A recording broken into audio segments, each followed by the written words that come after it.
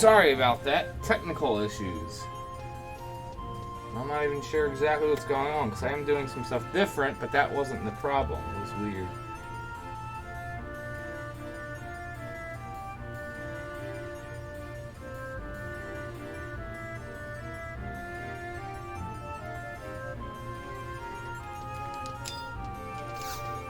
Alright, I think we're good to go.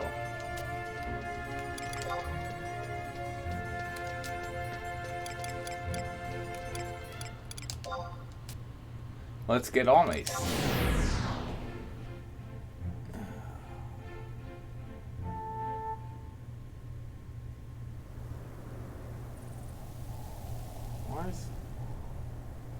Yep, yeah, you do gotta love when everything goes wrong. I don't even know what the issue was. I had to I had to reboot both my PC that I use for streaming and the PC that I play 11 on to get it to work. It was just weird. The capture card just wasn't like outputting correctly, and it was weird because it's normally just always hooked up and was just on it, so I don't know what got all effed up, but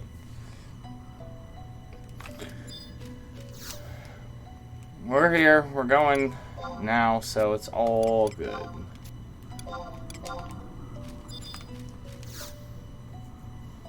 I didn't check either.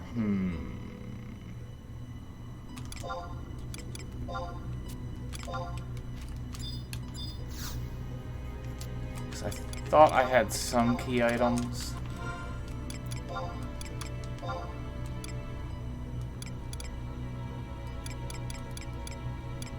Yeah, so I just needed the socks.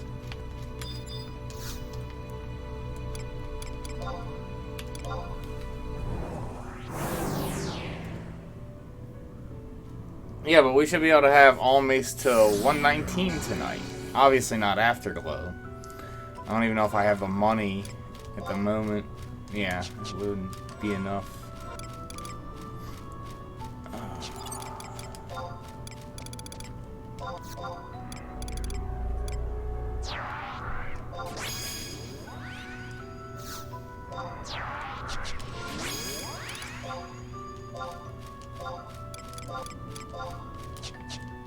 Been a long time coming.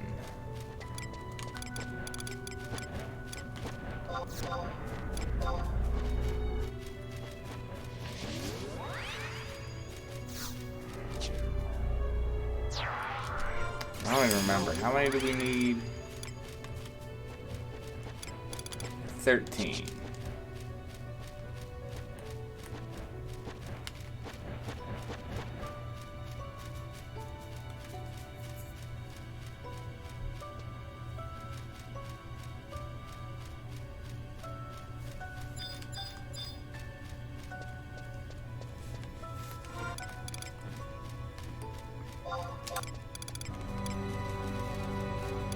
Gotta clean out all those seals.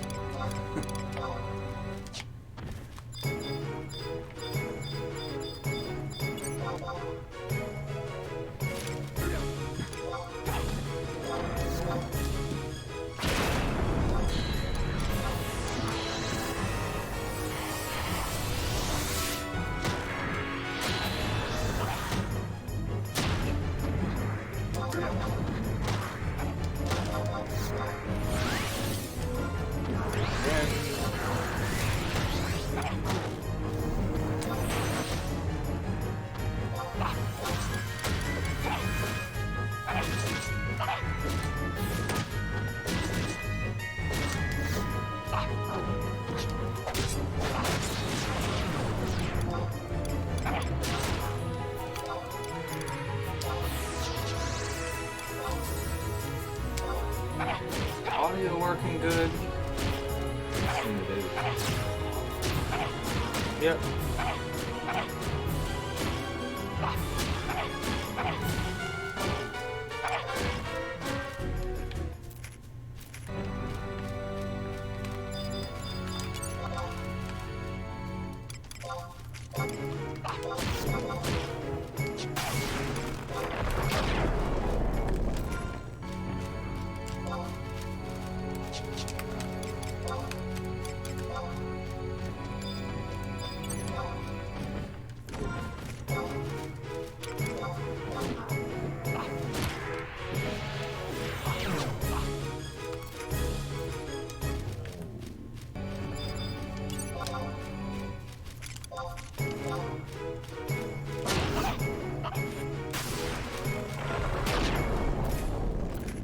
Remember where? Nice.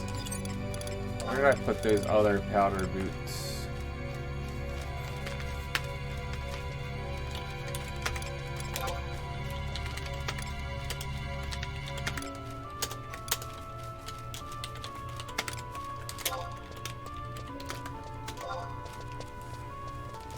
Okay, it's in the satchel.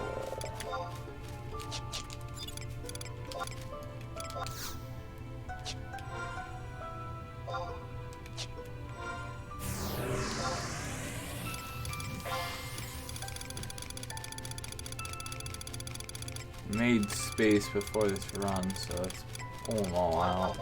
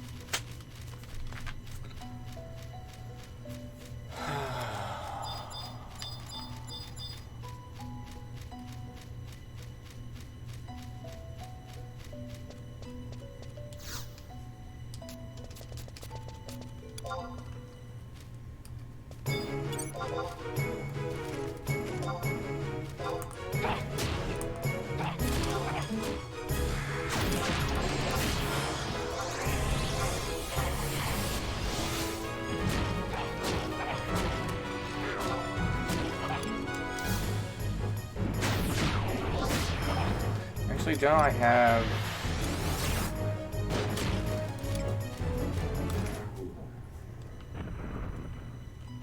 Dope. Yeah, I have a sprinter's drink, so...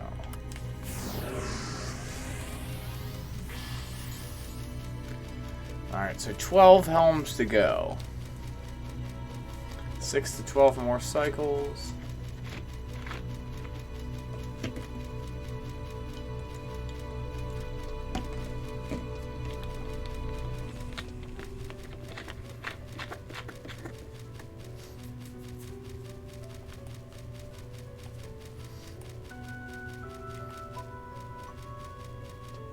Hopefully it'll be just 6 more.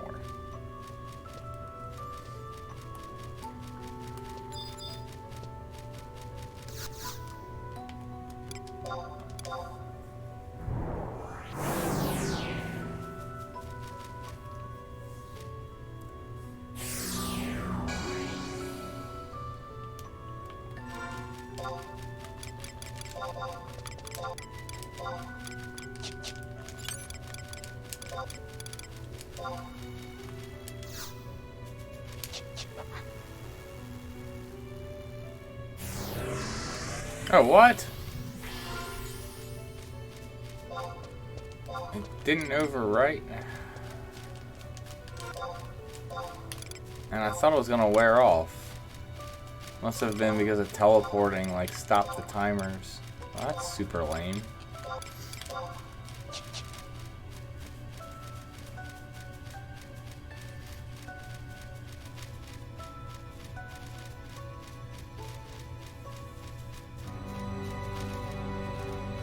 It's going well. How about yourself? Welcome to the stream.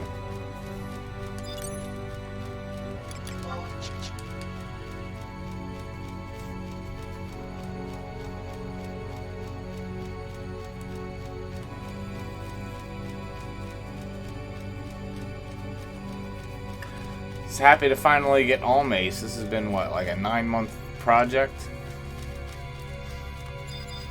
Not that I've been playing anywhere near as much as I would like to.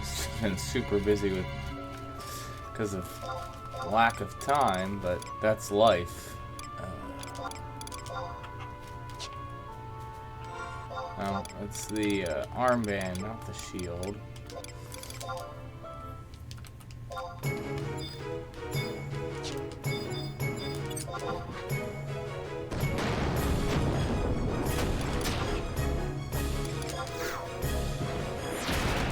There we go.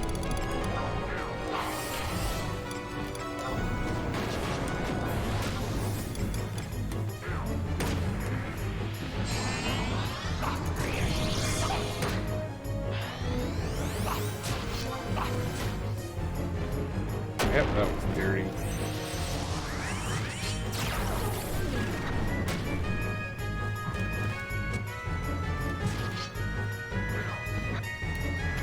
Could have gone.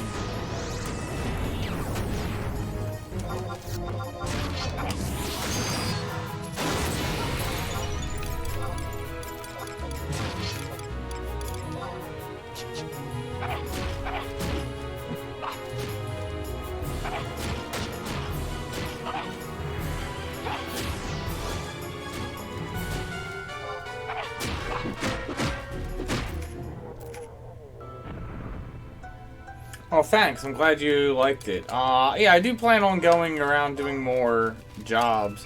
It's just, those videos take a lot. It just takes, I mean, well, I know the job, I need to also, like, I want to, like, try and do research and stuff, and, that sucks. Like, I would have liked to spend more time on it, but it's, you know, you just have to sometimes get videos out, even though I'm not always happy with the audio cuts and everything, but I'm glad you like it. I thought it was a decent guide. Because the big thing is, a lot of people be like, oh, you should have, like, this perfect set. It's, one, you're not going to have, you know, the perfect set to start with. So, I mean, you kind of need to know, it's best to know what to kind of aim for and have more target on what you want to do, as opposed to just being like, get all this stuff. Because I think some people sometimes feel intimidated, be like, oh, I can't play the job unless I have all this stuff. And that's definitely not the case.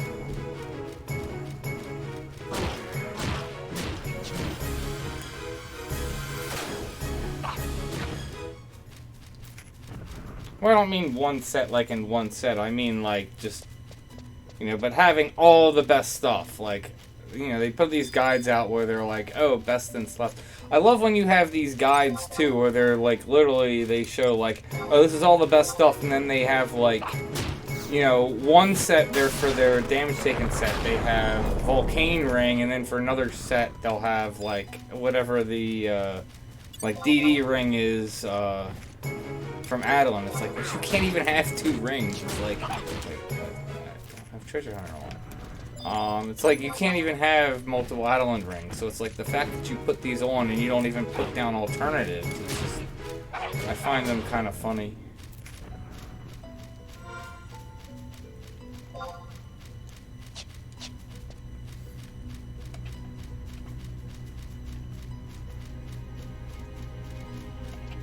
It's like, I get it, like, having that would be, like, the perfect set, but it's like, if you're trying to do for a job, it's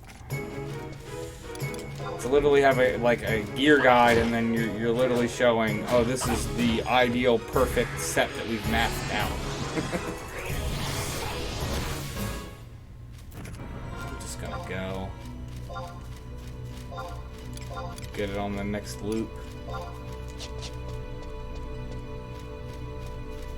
Yeah, some of them do, and that's always good. But again, the progression sets, it's still like trying to have you target to get one thing, and it's like, you know, you shouldn't necessarily, like, I've seen some cases for some of the progression sets, like they actually suggest to go for like a piece of gear when something that's like on a higher progression isn't that hard to get, even if you're like crappily geared. Like, it's something you could say do, and like kind of like how I do things in like Sparks gear. So it's like, as soon as you hit 99 with very little effort, you could have gear and you could go do whatever and get it. So it's like, why? Hold on. Time efficient. Ugh. So it just doesn't always make sense, is just my point. I mean, it is nice to have like different sets and see, but I think it's better to be like, okay, this is what you want to focus on, like whether it's accuracy or double attack or no whatever, and that way you're focusing more on something and putting as much of whatever you can into that set. I think is a better way to do it, which is how I want to focus more on the gear stuff. I might show some stuff with like artifact or empyrean armor, just because that stuff's not hard to get at this point. I mean, getting it to +3 for relic and artifact can take time and money, but other than that, it's not bad.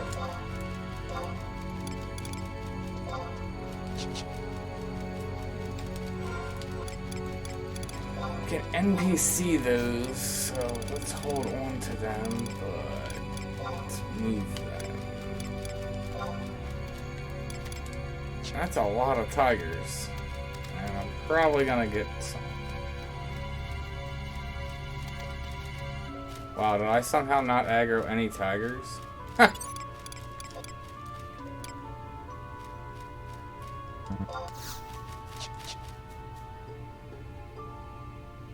Agreed. I can see having like I said, perfect set, so you have a certain thing to aim for. Like, oh, this is where I want to end up, like an end goal. But I still think it's better to have more. Let me focus on this, because you can do fairly well not being topped out. You can definitely do top-end content not being topped out. It's kind of actually hard to expect you to be completely topped out to even like be allowed to go to content. Kind of like a lot of shouts on Asura.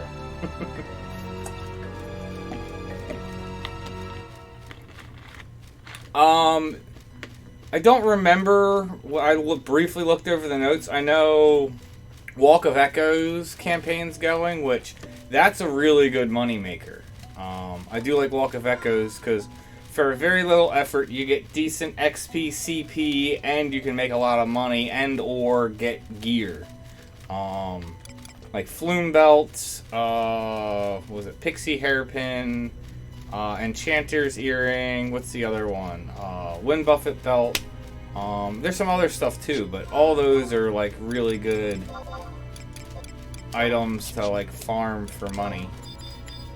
And or just have for yourself, but like I always like, even after I have it, just go back to town, send it to yourself, so it's not in, you know, your inventory, and just, you know, farm more and sell them.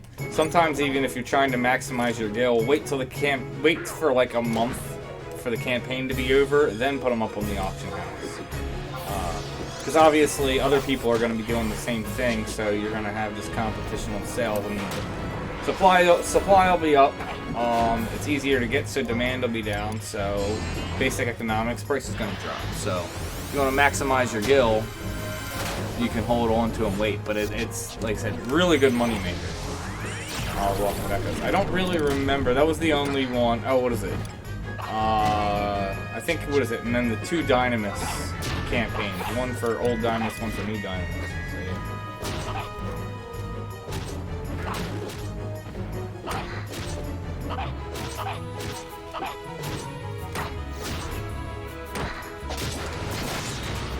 Yeah, that is a good like example, because like these accessories are good, but yeah, if you don't have a group, you can't really get the accessories from home bosses.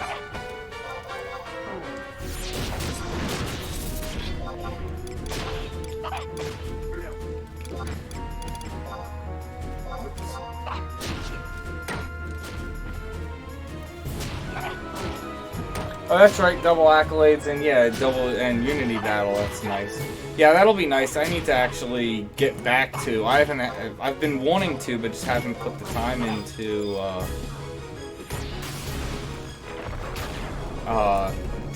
getting back to my Unity guides. Nice. Heck yeah. Oop.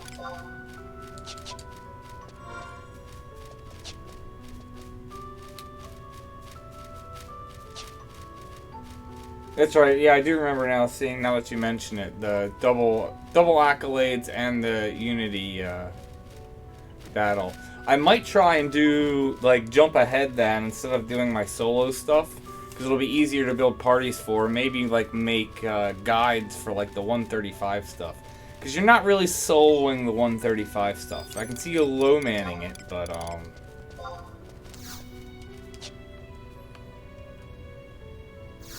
But yeah, for the higher tier ones, maybe shout, build some parties, talk to the party groups.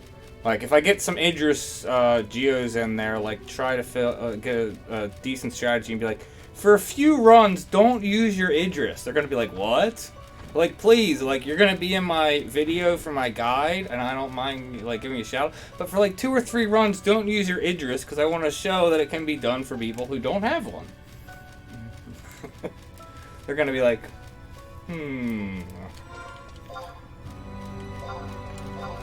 Like, this is a first. Someone asking me not to use my best gear.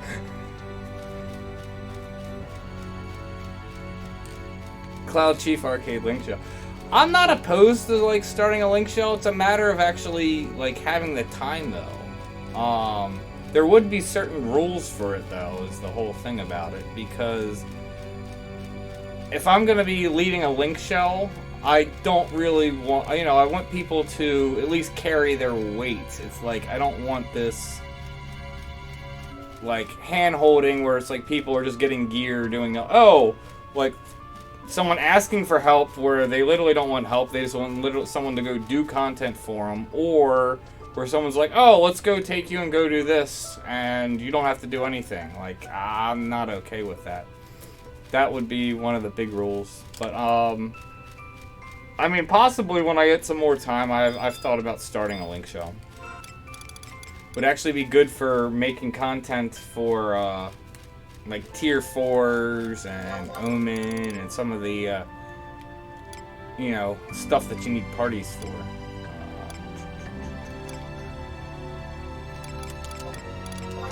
I didn't change my weapon again.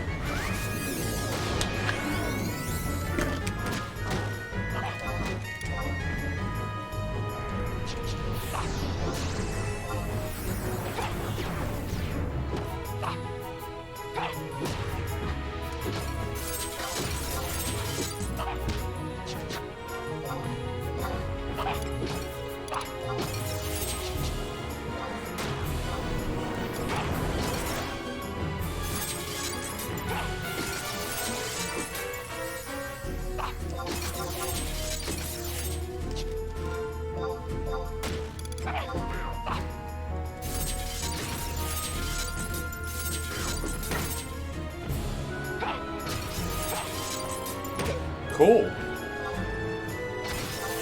Well, that's the other thing. I would be, because that's the whole thing. I honestly, even when I had a Linkshell way back in the day, I don't mind having, like, newer people come in. I wouldn't have, like, oh, job requirements and, you know, this type of requirements. Because, again, I think it's best if people, you know, grow and stuff. But, again, the whole point would be, you know,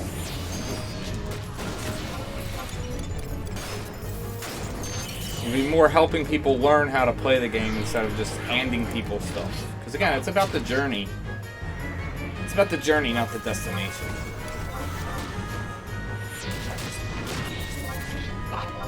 Nice.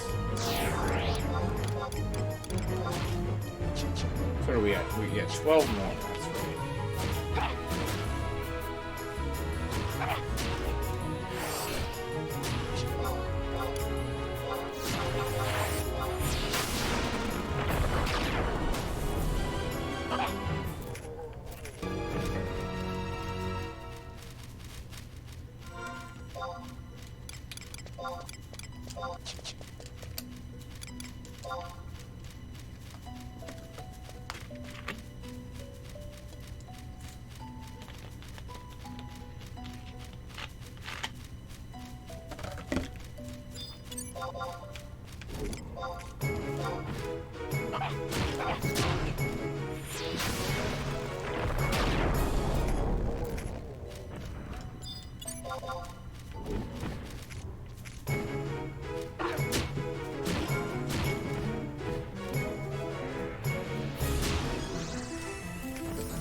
Nice.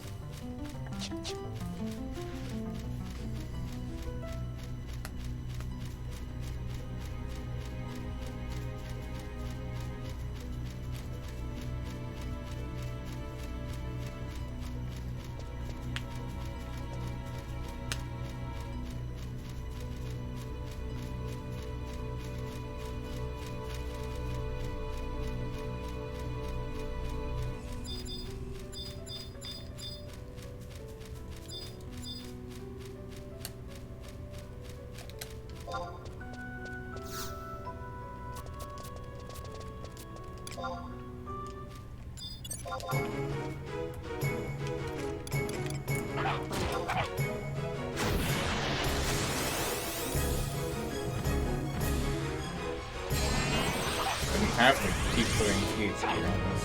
Have it.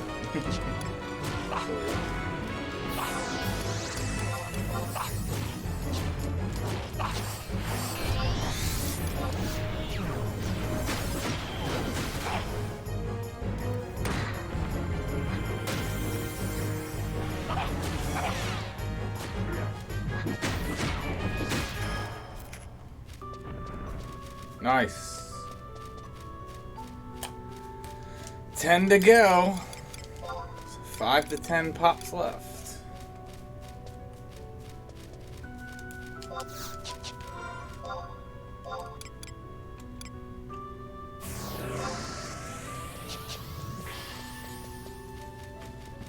The heck?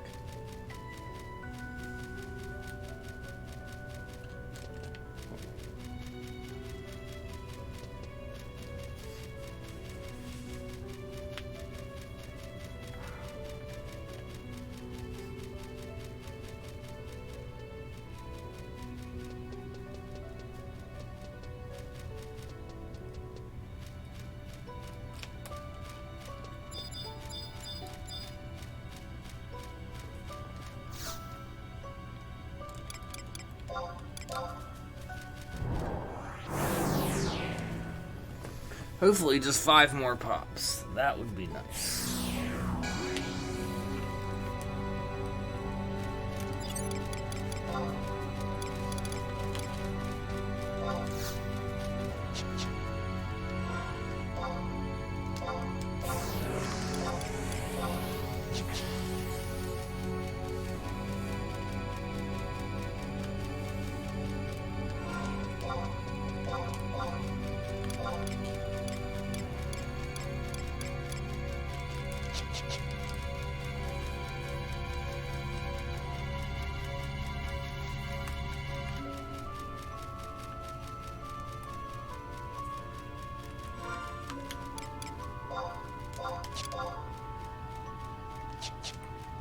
Great, they all are down here.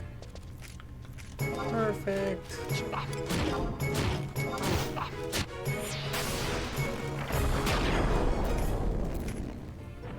Nice.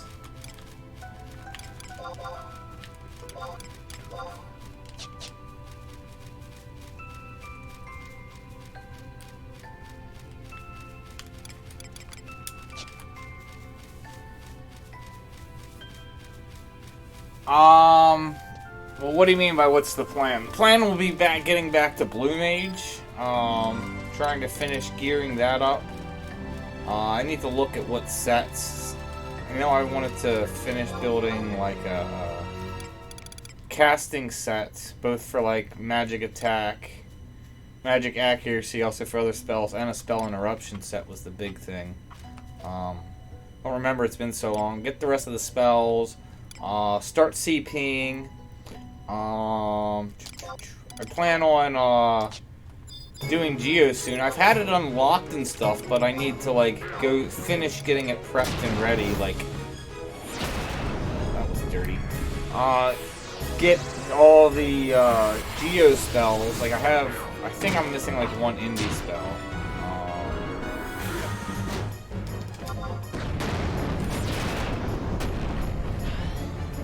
Beat it before the rain attack. So get all that, get all the AF. I'm gonna make a guide with that also, has been the plan. I've just been like holding off. I wanted to do Bard also. I have Bard for the most part ready. Although, I shouldn't say for the most part because I've done like a lot of work recently and it has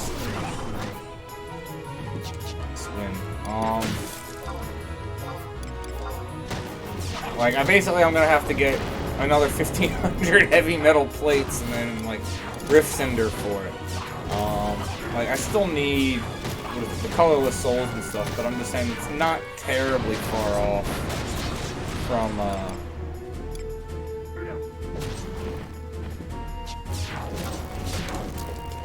it's not terribly far off from having, you know, a 4-song But yeah, I want to do some support jobs. I think support jobs are always good to have. So I think that's gonna be like I'm gonna start focusing like more on blue, and then probably the next thing would be working on Mythic, which is likely gonna be Burt Gang, is what I wanted to make. I said that was the next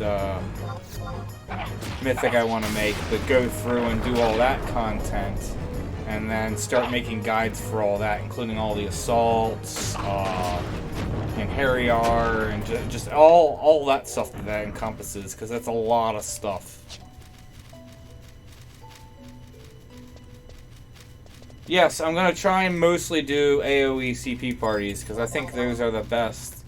Even if I've definitely had just like magic burst parties or even TP burn parties that are really good that do beat out AoE parties sometimes, but for the most part you're going to get the best CP from AoE parties, has been my experience. But on top of that, you just also can make bank in terms of money from AoE parties, just from like crystals and stuff. Just make sure you have plenty of open space, turn them into clusters. You can also get like the items for like the augment items.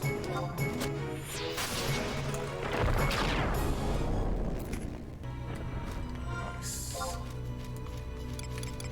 let's go this way. So yeah, it is gonna be mostly AoE parties, but it'll, you know, it'll do both.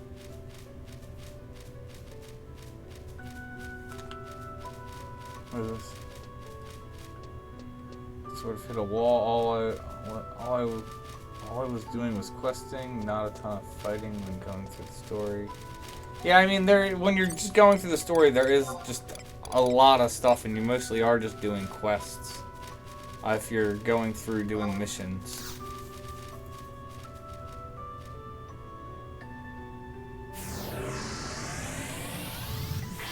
Yeah, I post to YouTube so I do a live stream every Thursday, and then Friday and Saturday at noon, unless there's some sort of an issue, which, I'm not gonna lie, there's sometimes issues and it doesn't get posted until like 1 or 2, but for the most part, every Friday and Saturday I have a video come out.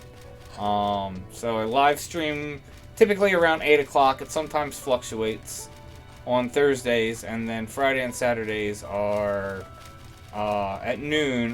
There's a video released. And I've been pretty consistent with that, because that's honestly the thing that I found that is the most important thing if you want to grow on YouTube, is just being consistent. Being consistent, putting out content at the same time, regardless, that's the best way to grow your channel.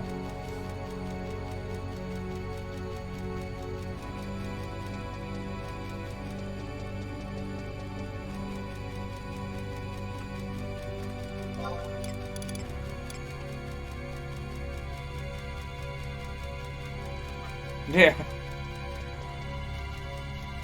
Do you have people who ask you about your Twitch username?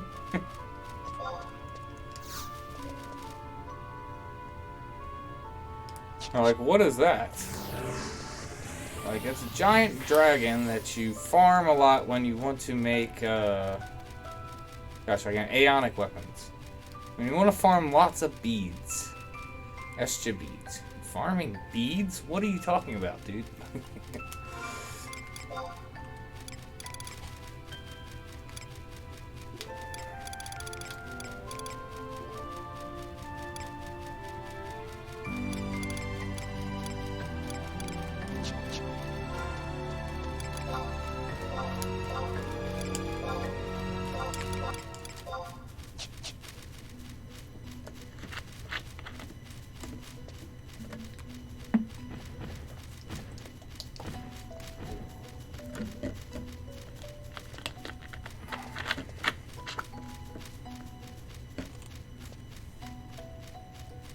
Ah, okay.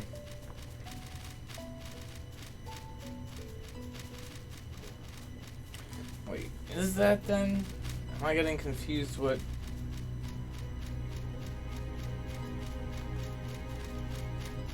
No, I do use mounts. You can't use mounts in Abyssea. So, like, look.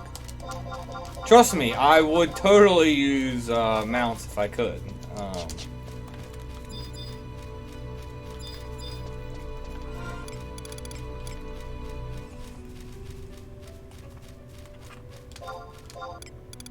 Believe me, I would so be using mounts if I was able to. Dang it, I didn't change weapons again.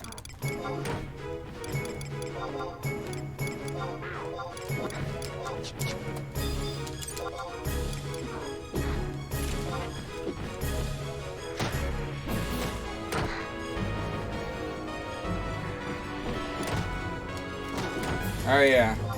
Abyssea can be slow getting started. Once you get going, though, you can stay in as much as you want.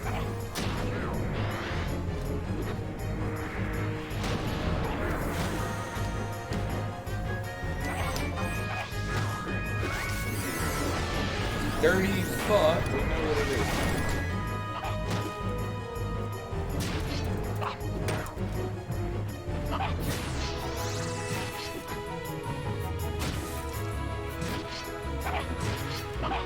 Oh, so I was confusing. What was...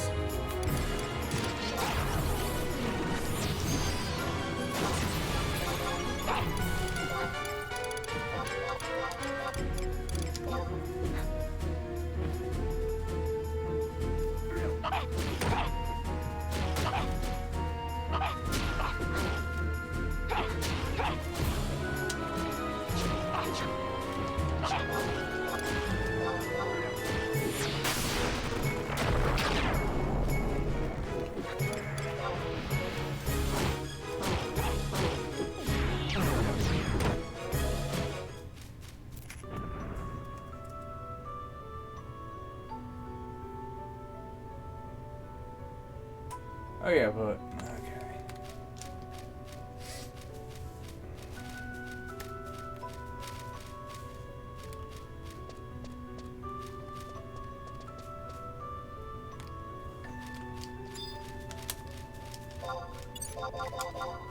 I mean, if you're really trying and you can actually invest a lot of time and grind, I don't think anything takes years, but yes, there's definitely stuff that takes months. A lot of the Adelan stuff can definitely take months. But, it is crazy, yes, that there takes a lot of time to still obtain stuff. But the thing to me, that's what I feel that makes it worth it. Because then it actually feels like you earned something. Like, I know a lot of people love Sword Art Online. I thought it was an okay series. I'm not, like, knocking it, but I don't definitely aren't like, oh my god, it was so amazing, like a lot of people made. But, like, at the end of, what is it, of the first season, when he's, like, fighting the one dude, and he, like, just, like, makes Excalibur, and then he's like, yeah, there's, like, what's the point of it? I don't remember exactly what he says, but he's like, you know, no effort went into, like, making this. This isn't even worth it. And then he gives it to the other guy to fight him with it. Because that's, like, exactly my mentality. Like, that's what I don't get all the people that, like, just buy, you know, use mercs and buy stuff. I'm like, you're missing, you're not even playing the game.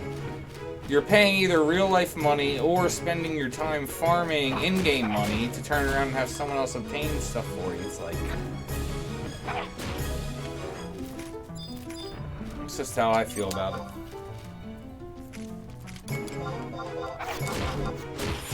It is. I still have, like a lot of gear just from back 75 days. It's hard to obtain. I have no use for it. There's no point in using it unless I happen to be doing something that's level capped, but I'm not going to take the time to go dig it out. The only thing that's really level capped now is BC and M's. But there's just equipment that I know, like, I've done stuff with people, or I know, oh, this was difficult to obtain and whatever, and you know, I keep it around, and it's always fun when I'm like digging around the mules, and it's like, oh, I remember that, and there's an actual memory for me attached to, you know, a piece of gear, and you know, that's where I get the most appreciation out of this game from. I think a lot of people who haven't played the game and they like just look at the game and they're like, look at the interface, look at the graphics, and they're just like, why do you play it? Well, there's a lot of gratification that goes into it. It's, you know, time, energy, and effort invested. Anyone who's played the game, you know, for any decent period of time understands what I'm talking about.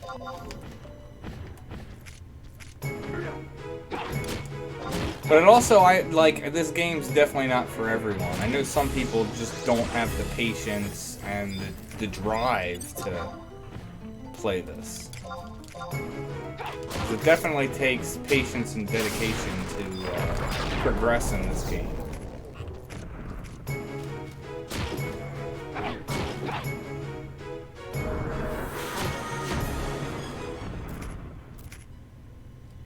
Yeah, that does that for me. Oh, I still like my O hat.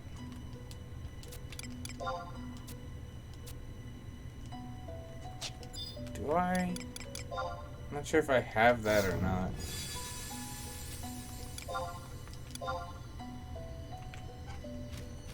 Alright, guess we'll get this on the next loop.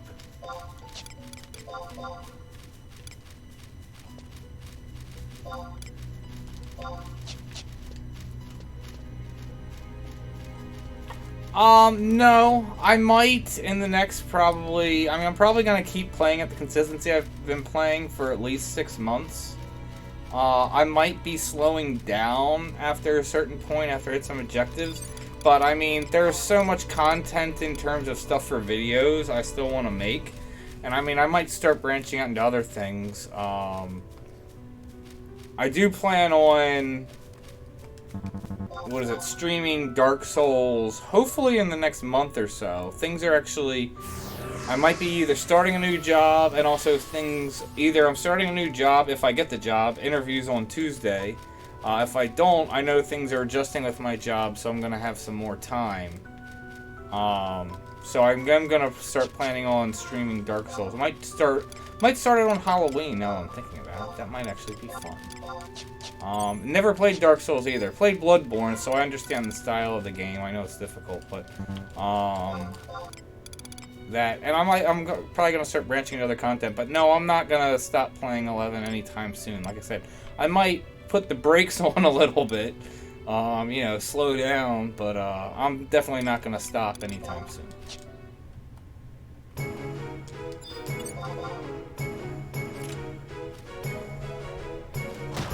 Yeah, no, I agree with you there, Brian. And the nice thing is, you can actually do stuff in an hour-long session nowadays.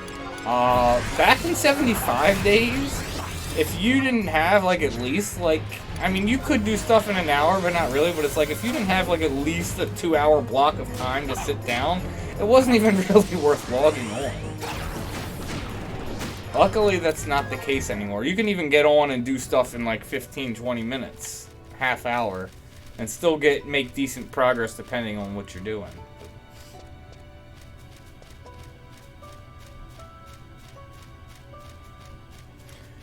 Yeah, that does sound like a lot of time. Yep, like I said, Dark Souls version 2. I've been wanting to play it. I have the remastered version for PS4. That's what I'm gonna be streaming. Like I said, yeah, I might put out a video announcement, say I'm gonna do that for Halloween. That would be a good time to start doing it. What day is Halloween? That would be a good game to play on Halloween too. And it's a Thursday. Interesting. So I might have to do the 11th stream either on Friday or Wednesday or something for that week and just do Dark Souls then. That might be a good time to start it and figure out what day I plan on doing Dark Souls 1.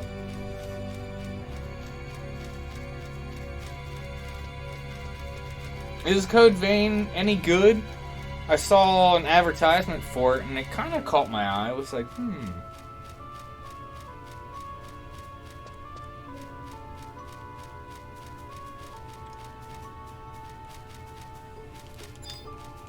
ugh.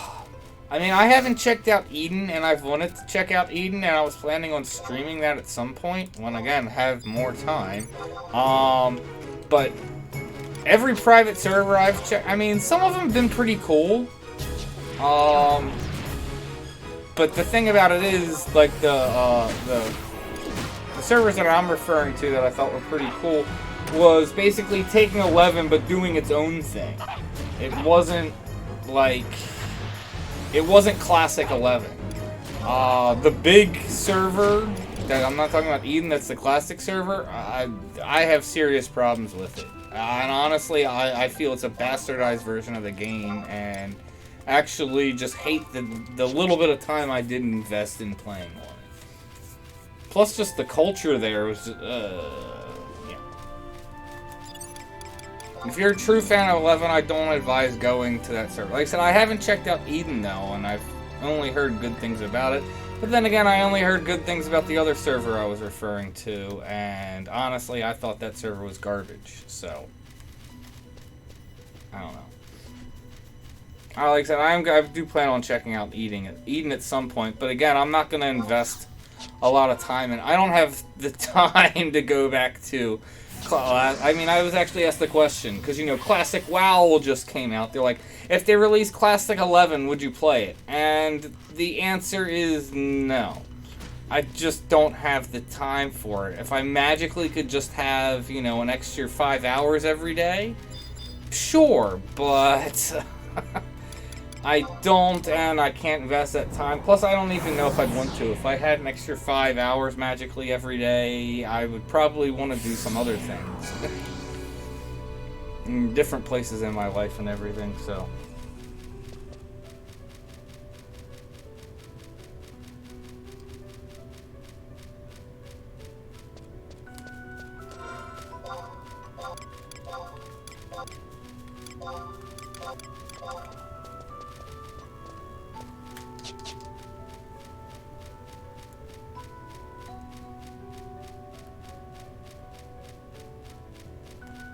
I'm fine with it being slower, than Dark Souls.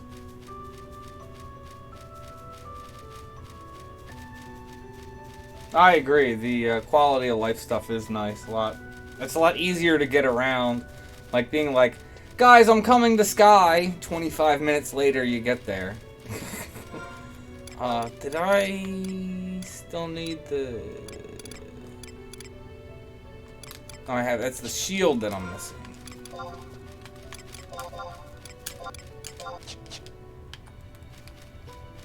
I remember, was it someone who used to be in my Linkshell, and this is back 75 days. I remember then I ended up joining like an endgame shell. I can't remember if he was like, because there was a point where I was in an endgame shell. I was in multiple different endgame shells, but there was a point where I was in an endgame shell and still also had my own shell that was more like low-level casual stuff. And I think it was with them. He ended up, dying in the Citadel. And then he was sending me a tell asking me to come R3 him. And it's like, I'm in Sky with Linkshell doing Sky stuff. It's like, sorry dude, I can't come help you. And it's like, even if I could somehow come help you, it's only going to take me like a half an hour to come back. And I was on White Mage. It's like, I can't like ditch, you know, an alliance worth of people to come R3 one person when it's just experience. It's like, it's not that I didn't want to come help you, but it's just not realistic.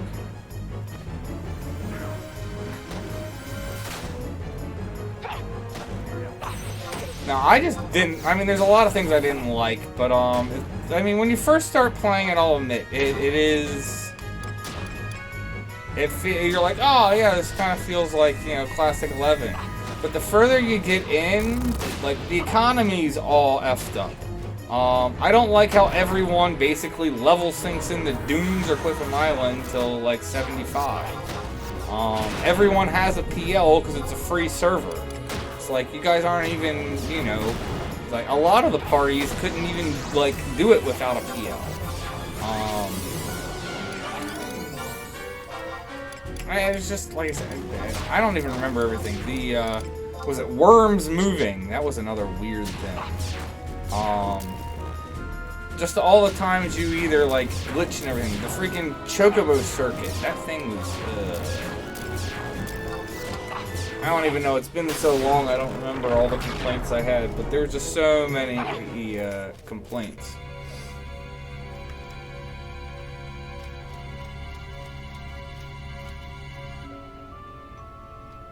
No, I have not done that, but we were actually talking about it earlier. I'm not opposed to doing it, but the problem is leading a Linkshell takes a decent amount of time. I may be doing that in the future, I'm just not sure when.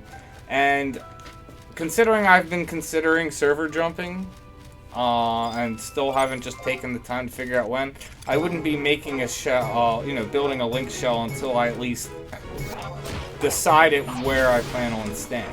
So, there's several things that would need to go into it. I didn't even look.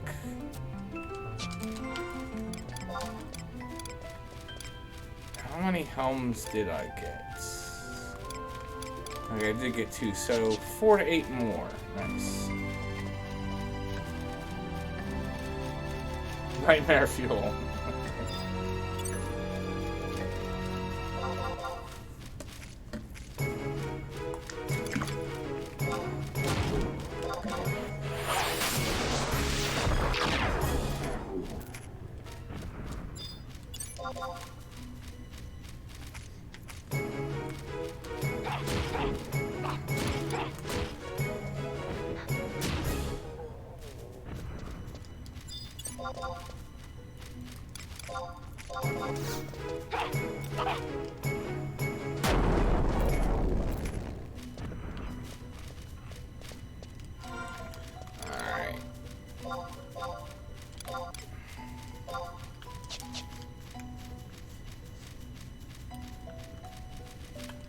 Eight more helms to go for Almace.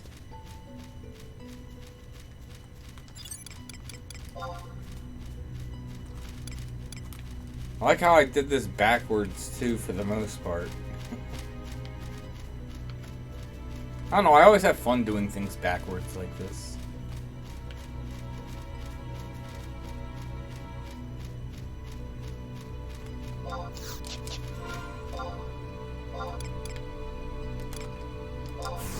I haven't really been in many Linkshells, since coming back and doing, like, since, like, Adeline 119 and all that stuff, but for the most part, yeah, every shell that I've been in for the most part has been kind of lackluster, to say the least.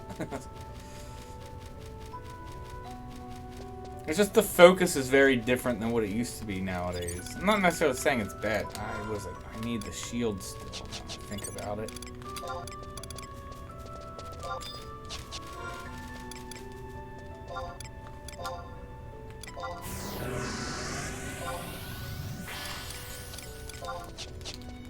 And I'm not trying to say it because I'm sure there's some good shells out there. There would have to be, but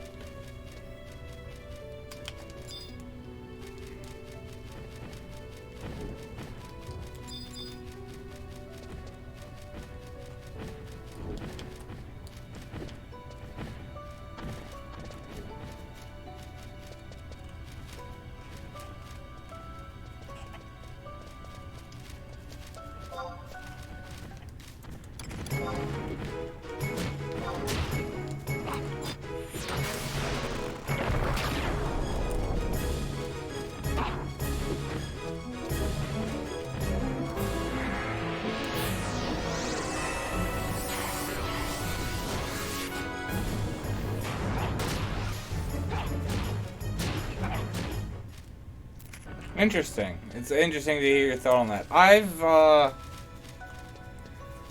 hold on, I'll touch on that in a second.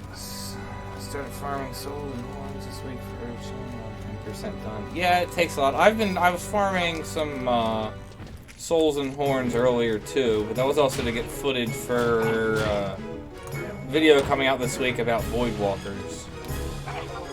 So, well, inside information on one of the videos coming out this week.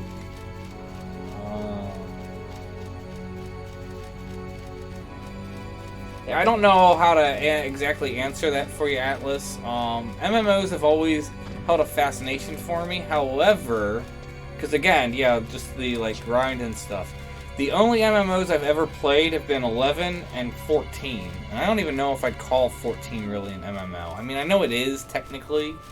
I mean, some people call Destiny an MMO. So I guess you could call... I played Destiny and Destiny 2, but I don't know if I'd call them MMOs or not. That's getting into kind of a weird category. But now I'm going off on a tangent. But, now the problem with MMOs is it's such a time sink. And I even said back when I was playing 11 and, like, you know, was deep into it, 75 days, doing a lot of stuff, I was like, I can't pick up another MMO. It's just way too much time, and just, I've, you know, made sure I've just stayed away from other, you know, MMOs.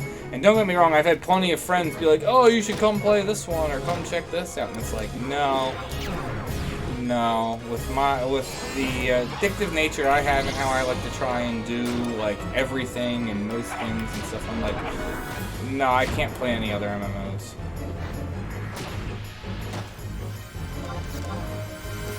But yeah, I don't know, like, someone who's never played it before coming in, it's interesting to hear your perspective on it.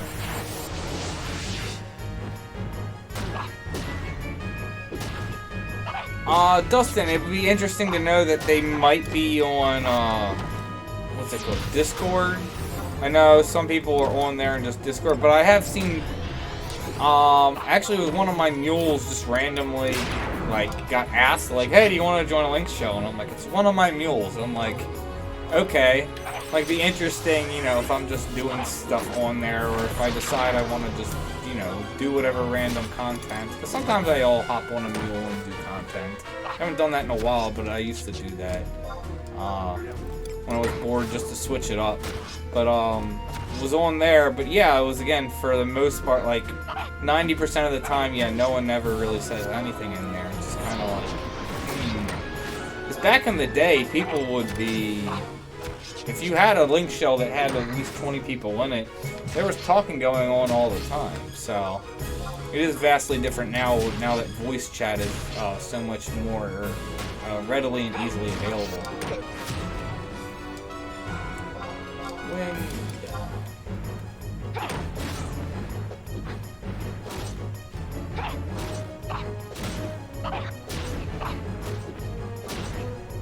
Ranger's fun.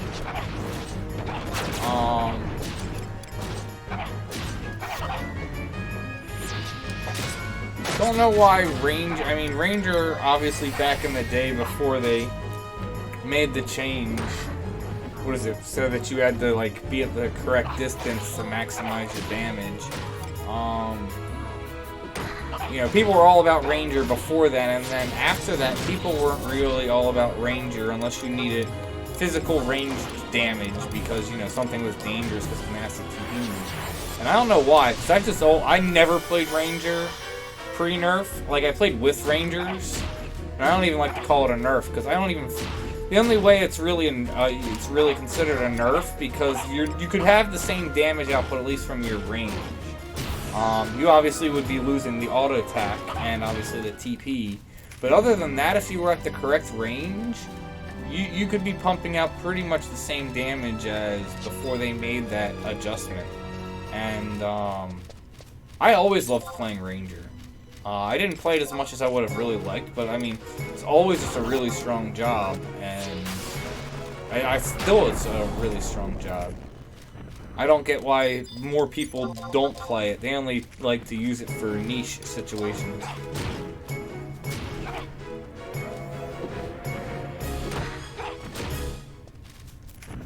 No, I agree, Atlas, and that's my problem, is I do like to try and, you know, do like 100% completion. And, you can't really do that in an MMO.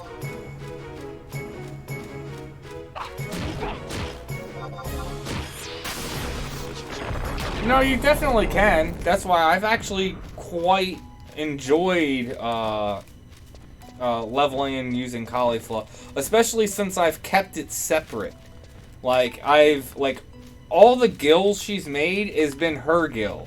Like, my main has like 120 mil on it, And then I probably have about another 30 mil just sitting on just other mules, just because, again, my main has so much gil, and then from sending them stuff and selling it, I've just not taken the time to move it off to my main. So it's like...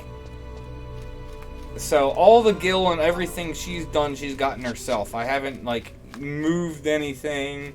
The only thing I have moved has been XP rings. For when I was, like, XPing all the time. Outside of that, she's gotten no assistance from...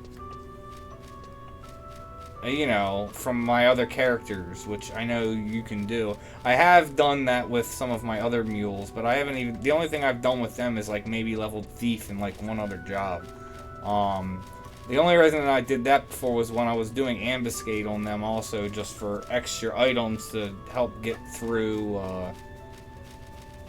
you know, whatever you're working on. Just to get more Alex or more HP Bale or whatever. But, no, I've actually had fun keeping her completely separate and, like, this is her own character on her own account, for the most part. I honestly think more people should do it. I think it gives you a different appreciation for the game also. When did I start playing this? If you're talking just in general, I started actually playing 11... Well, so... My history with 11... Did I actually... Hold on. Do I have socks? I can't remember. Go over. I have a video that talks. That's right. It's the armband I'm missing. So I have a video that I go in talking about my history with 11. So I probably started playing 11 probably about 11 months after the North American release. However, there's a caveat to that. When I started playing 11, I was not actually playing on my own account. I actually had no, like, I've always been a Final Fantasy fan. For what we had back in the U.S. Because obviously we had, you know, 1, 2, 3 when it was really 1, 4, and 6. But anyway, so always a fan. Me and a buddy, we were big into 10. Enjoyed that game. And I remember it was like, oh, I was like, 11 is going to be online? It's like, I don't want to play online. So I kind of stuck my nose up in the air. But my other good friend... He wanted to get it out. He was like, oh, he was into the idea and everything, and so he ended up getting the game probably about 3 months after, like, the North American release. Interestingly enough, like I said, he got it about 3 months afterwards. I helped him try and get it online, and he also got it for PS2, so did all that, and was doing it on dial-up, just for, like, give context. And,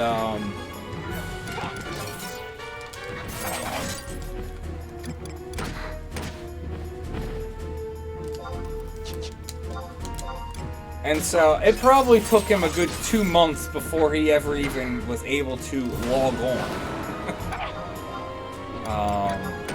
So once he finally logged on, you know, then he started leveling character, and I actually started playing with him, and we would take turns playing, and did that for a while. He leveled up, I think it was on Pandemonium, was the first server he was on, and then leveled that character up. I don't even remember to what level, probably somewhere in the 40s. And then for whatever reason, he wanted to start over, and then he made another character on Valifor.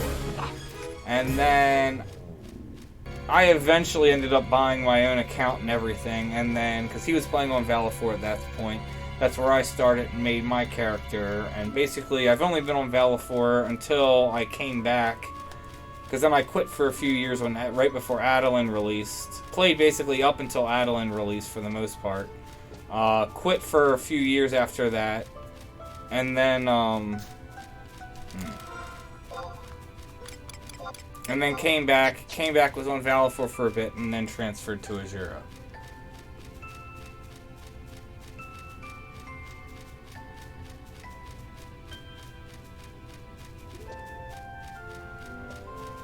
You can chart wherever you want. I actually get both chat logs coming up there, DK Captain. So I'm seeing both chat come up for Twitch and YouTube. So you can feel free to watch it on whatever platform that you want. Whatever platform you prefer.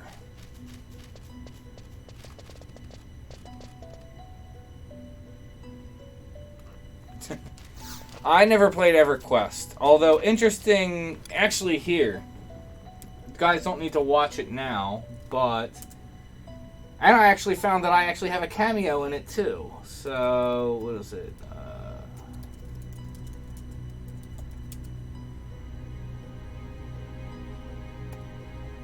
the biggest innovation in this regard. So, like, obviously, guys, I'm not trying to say leave the stream or anything, but,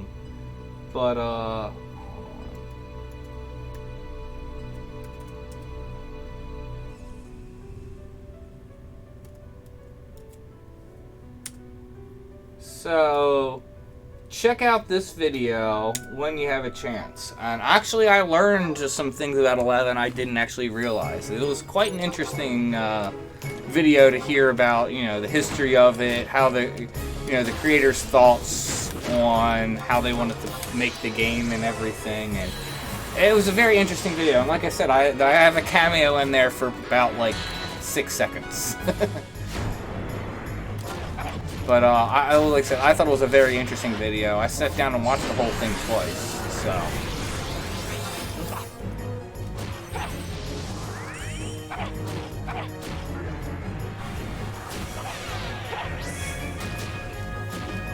Yeah, dial-up.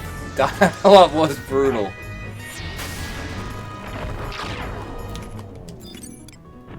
Nice. So what are we at, 6?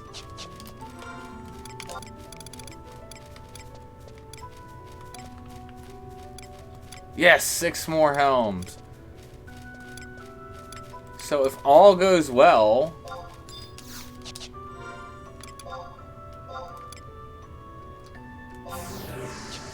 three more loops. Let's hope 3 to 6 more loops.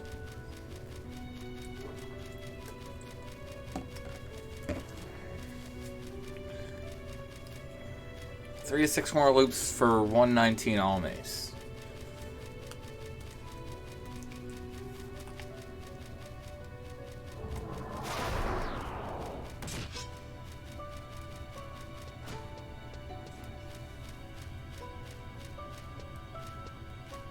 When do I get my royalty checks? Oh. Now I make this is all hobby stuff. Like, I do make some money from YouTube, but honestly, it's chump change. It's so not worth it. I wouldn't be opposed to doing, like, YouTube, and doing it as, like, a full-time job. However, very, very, very far away from being able to support myself financially that way. But I would be okay with doing that. Would actually give me more free time to study and do some other stuff. Could then actually be making other videos for like coding and stuff, which is stuff that I like to do on the side. I've always been big into computers and been doing IT jobs for 17 years now, trying to study code and stuff to get in that aspect, since there's a lot more money in it. I should have gotten into it a lot sooner. Oh, I don't have... Or no, do I have... I don't remember if I have the armband or not. So busy chatting, I'm forgetting what I have. Yep, I don't have the armband, that's right.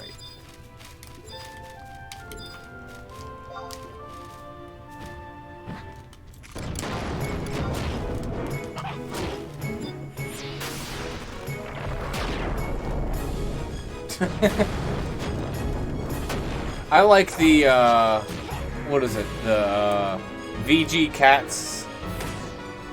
He's like, you know, take 2 hours, build a party, and, you know, kill 2 mobs on the party breaks, and then, I'm trying to even remember. Whoa, Fiendish Skin, isn't that, like, worth, I think that's worth, like, at least 100k.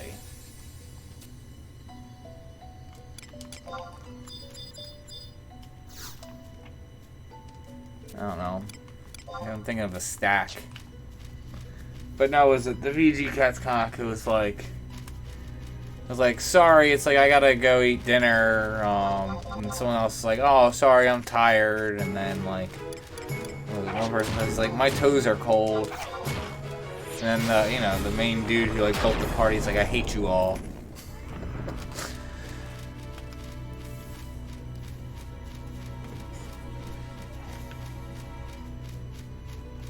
Well, that was like, it was actually interesting. It was just the other day, there was a shout for Kin, doing the Omen boss Kin.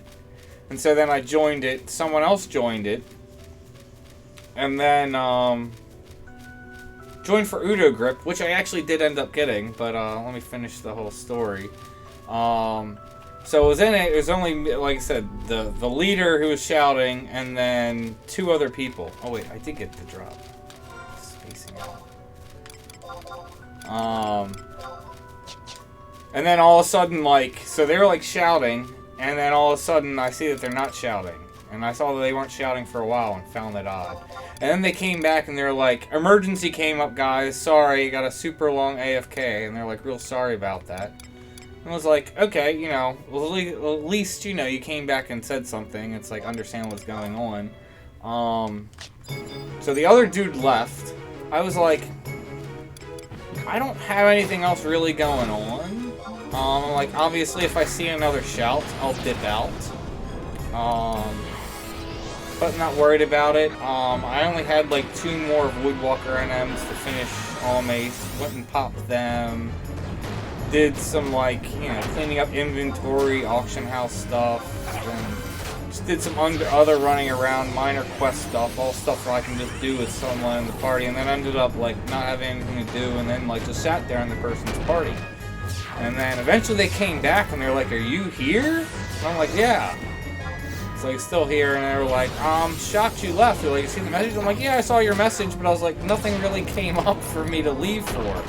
And apparently the person said their kid fell down the stairs and lost their big toenail. Like, ugh. I was like, oh man, that had to suck. And I was like, no, I totally understand why you were gone. And they were like, are you still interested in doing kin? I'm like, go either way.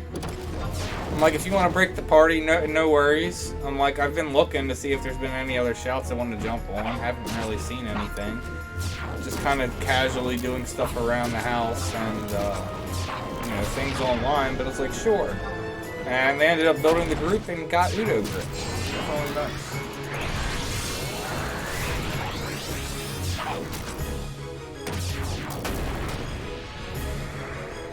You're at work right now?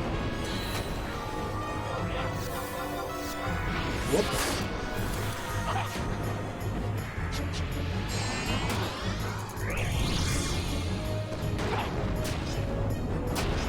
I mean, I'm happy that I've been in IT. I just wish that I would have done, like, just staring at code all day kind of just gives me a headache and everything. However, I've come to the realization as I've been doing more stuff like at work that I do that, you know, I am digging into the code somewhat anyway, and I am actually really good at it. So it's like, okay, as much as I don't want to do it, it's like, it's going to be so much easier to advance. It's so much more money than what I currently make. So it's like, alright, it's like, I really need to start doing that. But finding the time to do it. Because right now I'm going through JavaScript, and like, I got the basics. Like, I can like look at someone else's code and backwards engineer it well enough and stuff. It's getting to the point where I can write my own stuff though, is where I need to get. But I mean, I can look at someone else's code and pull it apart and change it, or find, or if I want to do something with a script, find someone else who has something similar, take that, and then pull it apart and change it to do what I want to do. I've done that sometimes, but I need to get to the point where, like I said, I can do it on my own. Just be like, oh, I want to build a program and I want it to do this. That's where I need to get. How close? I'm gonna finish. I'm getting Almace tonight. I need what? 6 more helms, and that's it. Is it 6? So busy chit-chatting. Yeah, so I need 6 more briareus helms, and I will have Almace. And not just have it. I mean, I'm going. It'll be 119. I might not have it at 119 tonight, depending on time, since there's a game day change with that. But I mean, I will before I end the stream and log off. If nothing else, Almace will get turned into Overrow. No, it is a grind, and I mean I've been grinding for it for a while. If you can go back through my channel and find live streams where I've already done like the horns up in range, Sobek and all, like, so I've done all the like higher stuff. I've been like doing it backwards.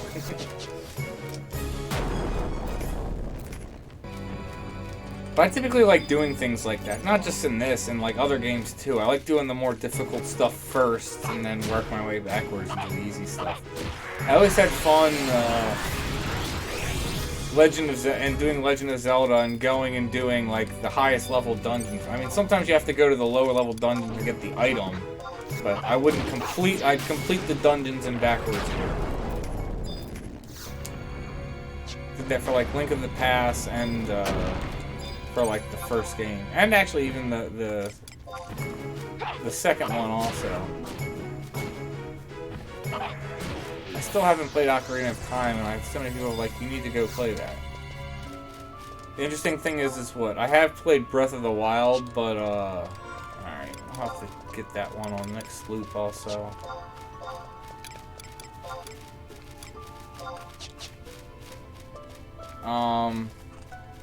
Breath of the Wild, though, there really isn't, you know, you can do anything in the way, it's so open world, you can do anything in any order you want.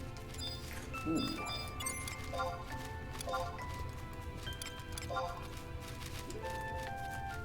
Get over here.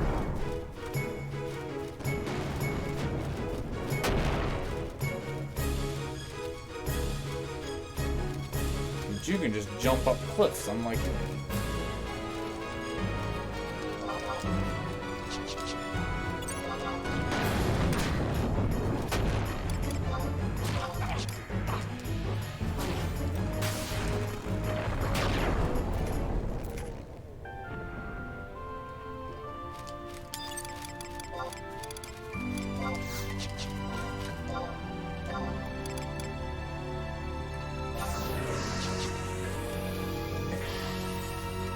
Oh no, I know it's like I don't have a problem with like doing that, and I'm happy with the progress I've made. It's like I said, it's still just so much because you have to, rather than just understanding the, like, how do I best explain it?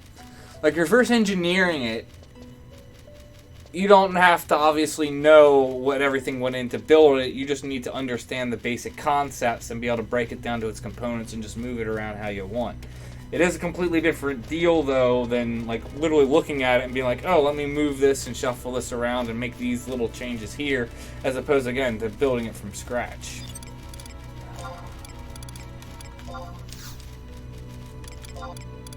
Do I have a shield? Okay, I do have. That's the only thing I have.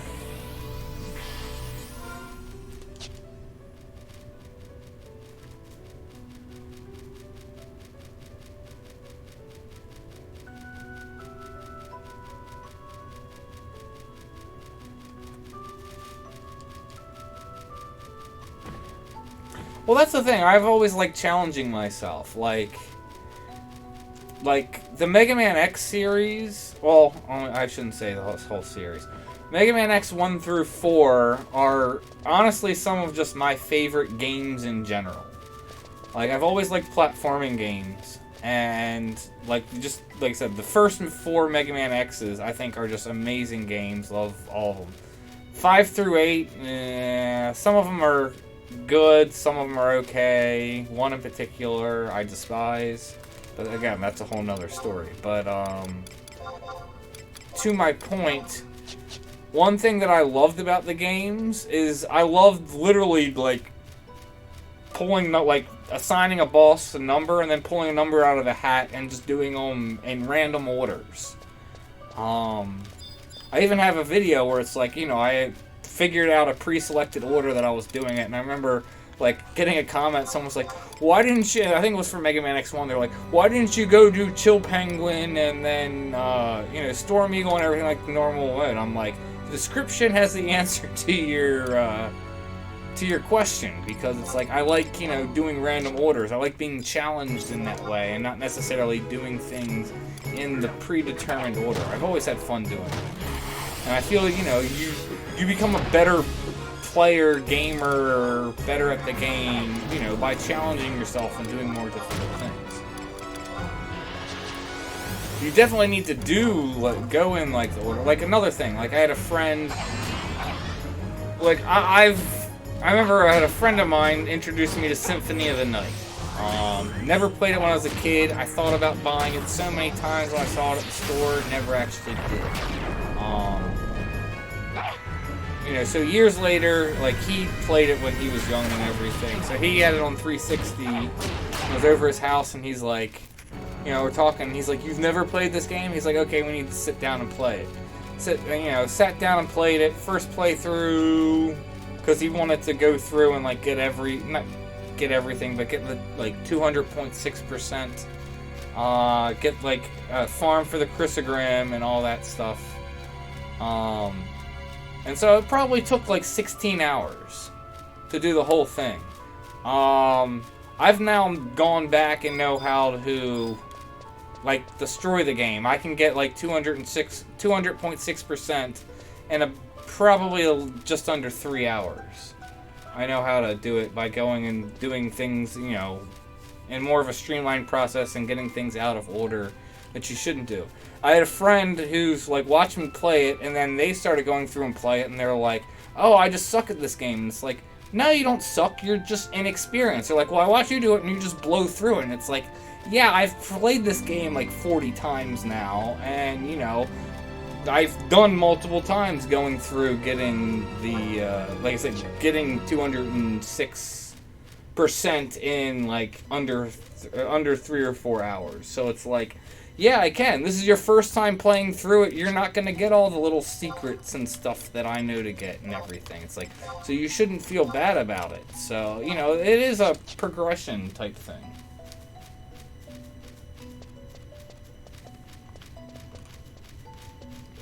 Yeah, I've heard Hollow Knight's good. I would probably like to check that out.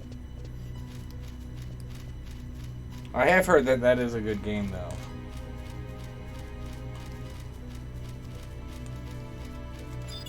Cuphead? I know of Cuphead. Never played it. I'll have to maybe check those games out. I have heard of both of them, and I know they are like, what you call?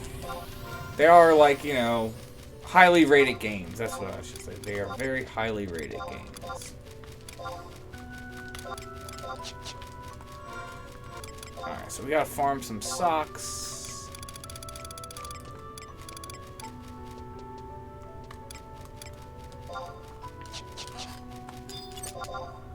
Actually, I think I gotta farm everything, don't I?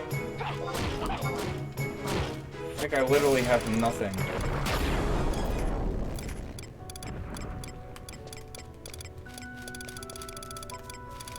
Yeah.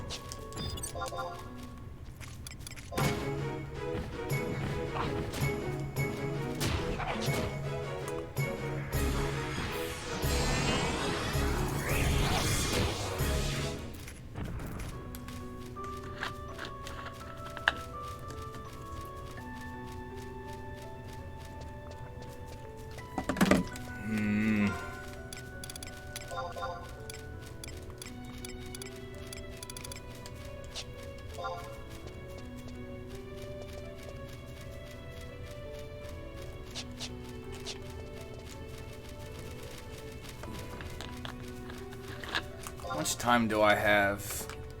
Ugh, okay. Do one more loop, and then I'll go leave and come back, because the last thing I need is to, like, not finish and get ejected.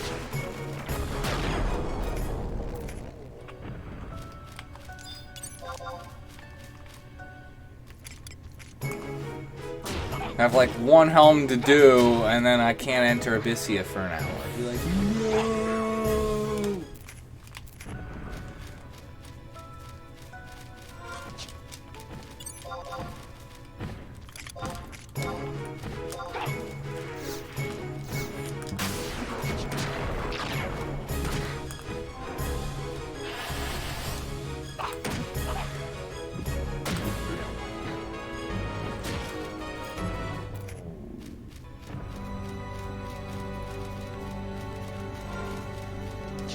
Socks, but not the right ones.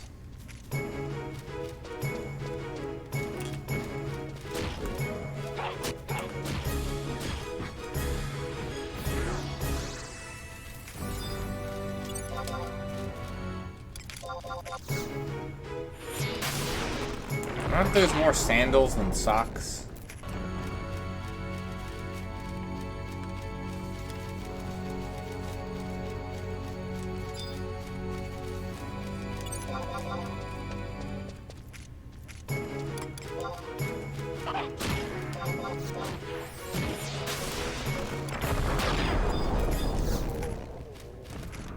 There we go.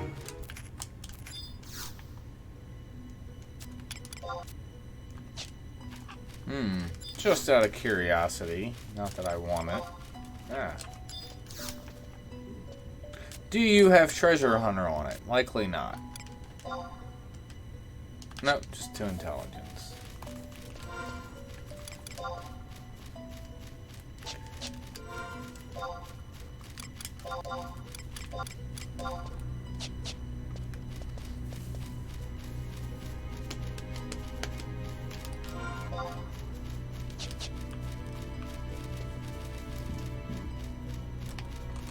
That was temp items, wasn't it? I don't even remember.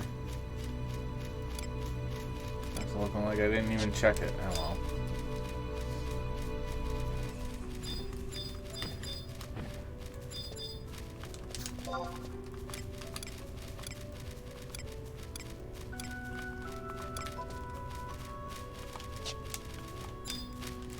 So my amber is capped. Just saying that I haven't seen many KIs then.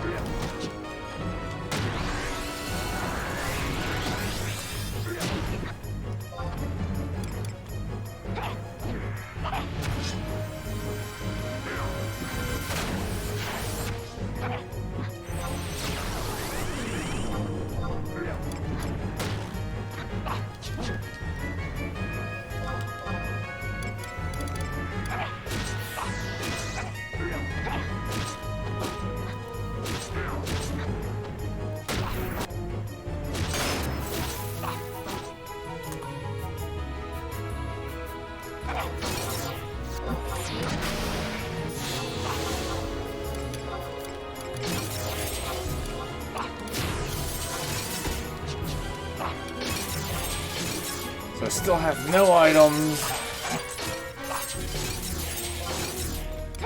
Like how I swing so fast. Doing decimation with a dagger.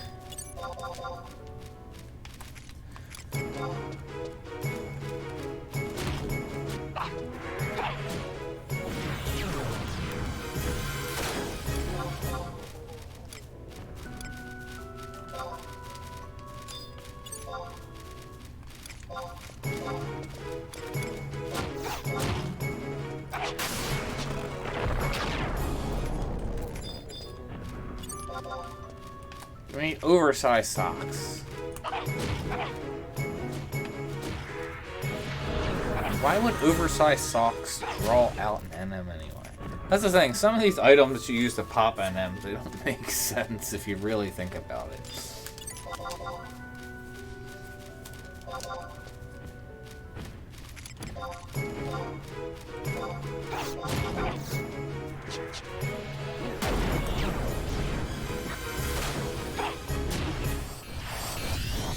Yay!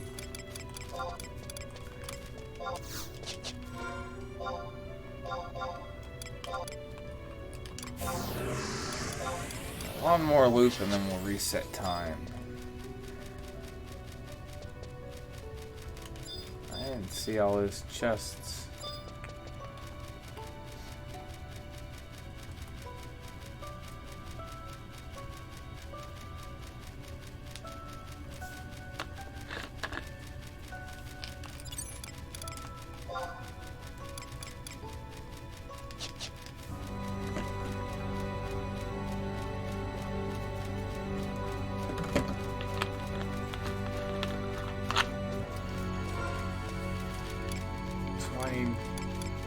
Forgetting 6 more. 6. Hopefully 4.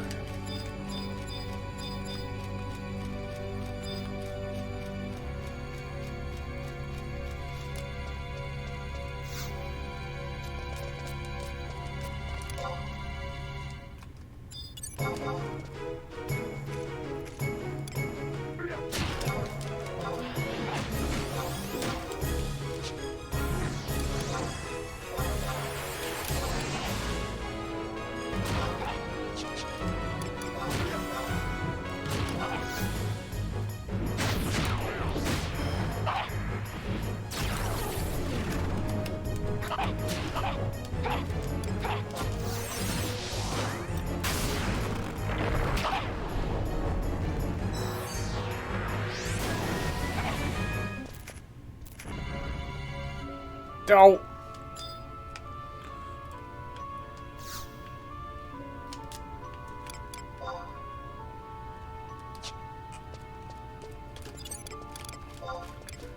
All right. 3 to 5 more.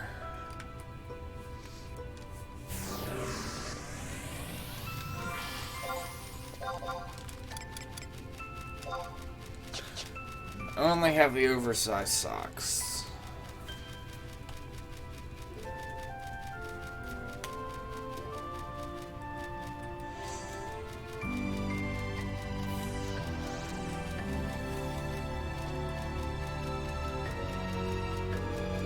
Pixie here, if he was it. Is it for, what is it, the Great Sword? Is it for gun also? I can't remember. Whatever what it is. So easy because you get, was it? It's 2 NMs rather than 3 for this, and they're all just next to each other. You don't have this massive running around.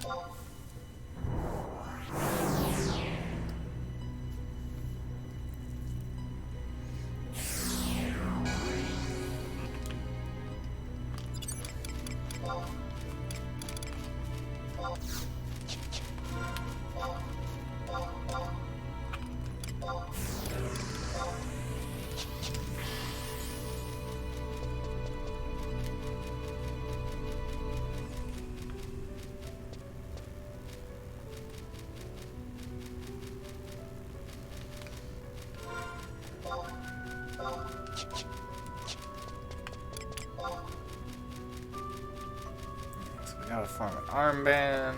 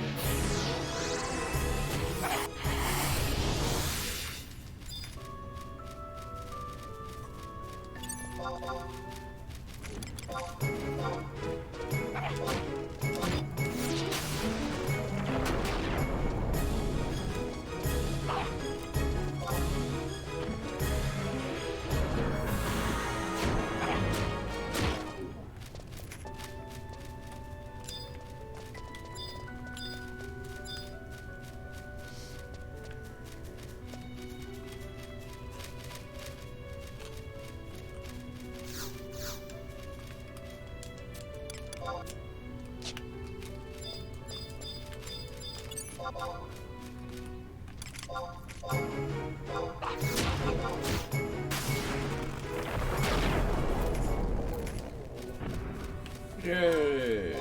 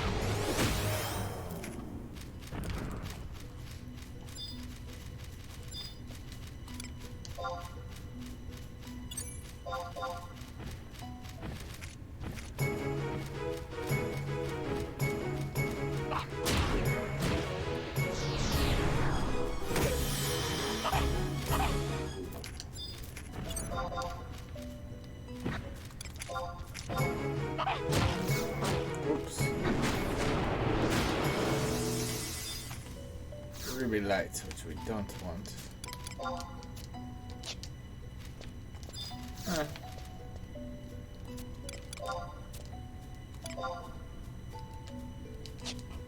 That's better than the last one.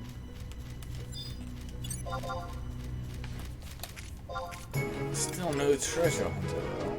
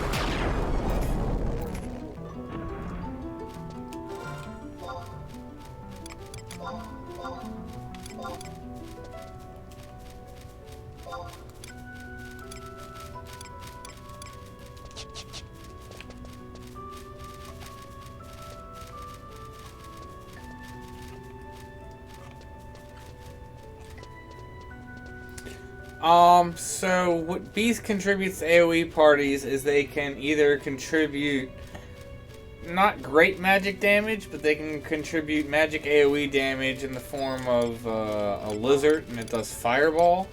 But their better damage is, I don't even remember what they're called. Essentially, like the crickets that are in Adeline zones. There is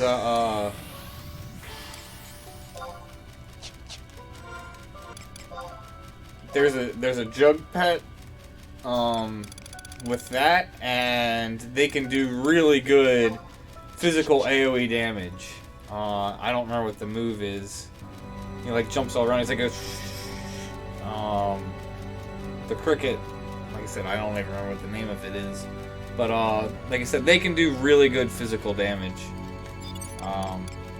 Really good physical AoE damage. So typically for AoE parties, for the most part, I mean, obviously you're gonna get a puller, where mostly they want Rune Fencer and Paladin, but honestly, I think any job could pull as long as you have movement speed and you're at the damage taken cap. You might struggle a little more at night, or you're gonna have to be doing somewhat smaller pulls. But I mean, I've pulled on war at the one camp that you're talking about, like the really good camp in Rising Jima. And I've even had people afterwards, they're like, wow, I didn't realize, you know, war could pull. And I'm like, I'm pretty sure everyone can pull. I want to try it on Dark Knight at some point. I think it would be interesting to try, especially with having dread spikes.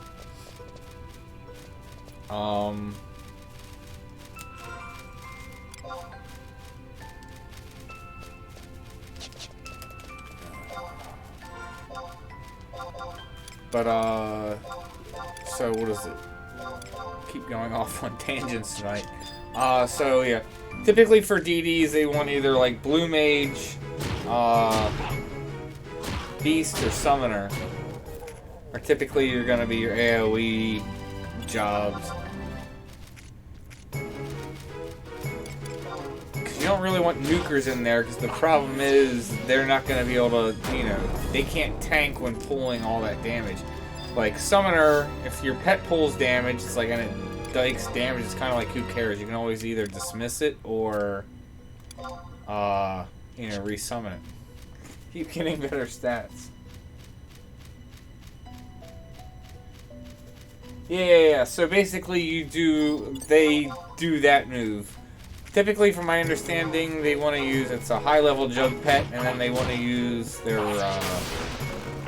second 2-hour, I think, in conjunction with it, and then so it's like even higher level, and it can do just really good damage.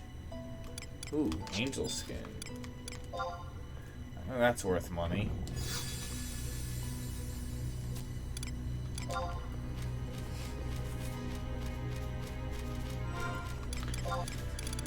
Do I have a shield? I don't think I do. Yeah, I don't have a shield.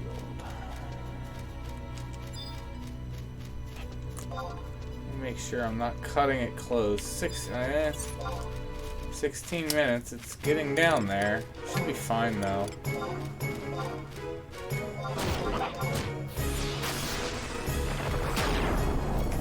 Come on, shield.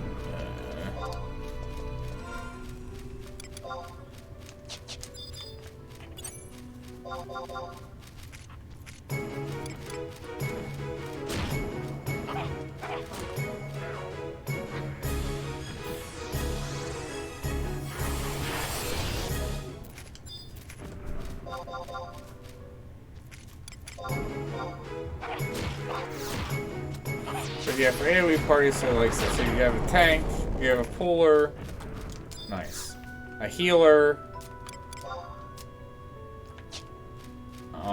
typically a corsair is going to put up core roll, and then the other roll is going to be whatever's going to produce the most damage in the party, and then you typically fill it in with either blues, beasts, or summoners. Summoners typically stick with Rama, because you either use Thunder Spark, and then whatever the AoE stun is. so that like stuns the mobs. Like I said, the beast does that one move that we were talking about, and then blue mages do their like AoE nukes that also typically want to do the one that terrorizes, the one that petrifies. I don't know what the other one is. Typically 3 you want to stick with, considering it's like strong CC on top of it. That's why you don't bring like black mages. Because like black mages are gonna nuke, they're gonna pull hate on like 6 mobs and then get wrecked in like 10 seconds. Not 10 seconds. Get wrecked in like 2 seconds before the healer can even respond.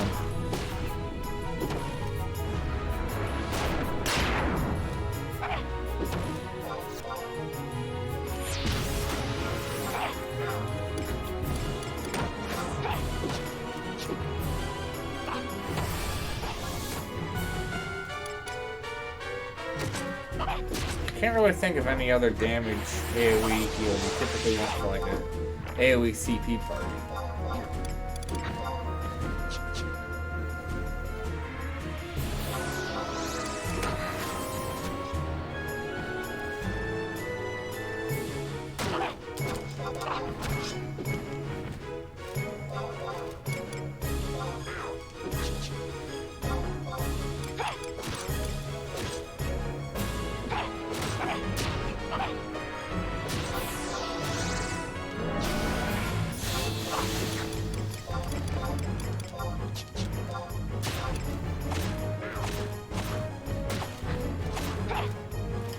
I don't even think they can really tank with Mana Wall. I mean, I do know Mana Wall is really good, but then that just drains all your MP. But, like,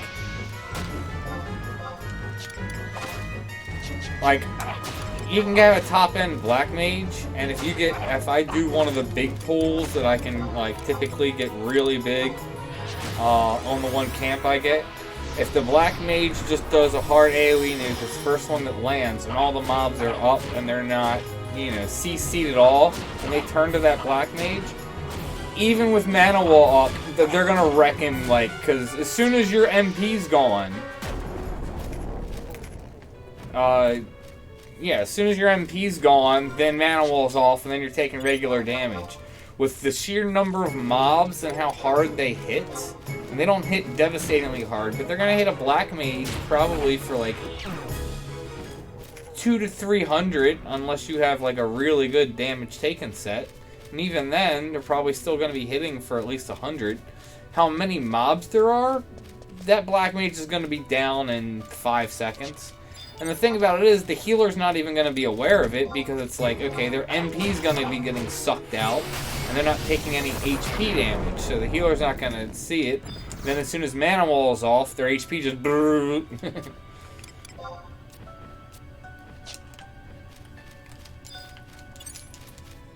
Plus, the other thing is you can't keep Mana Wall up all the time unless you're getting, like, reset chests. Are there even actually reset chests? I don't think like that. No, that's in Abyssea. I don't think there is an Asura.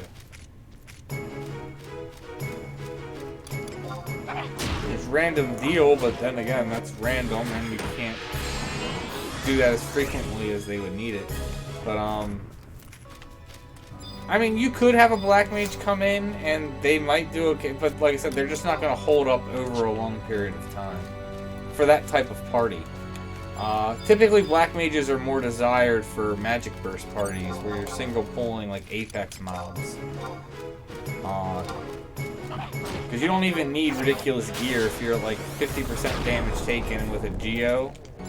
You can be, you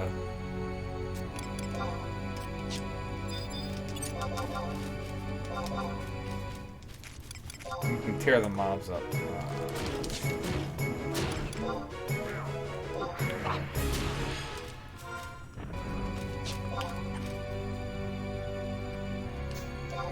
10 minutes. Eesh.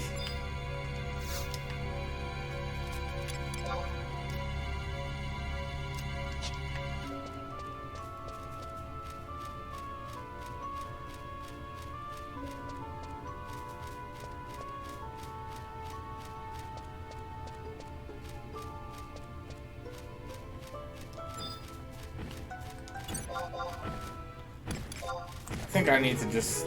I think I'll clear these guys out and just leave.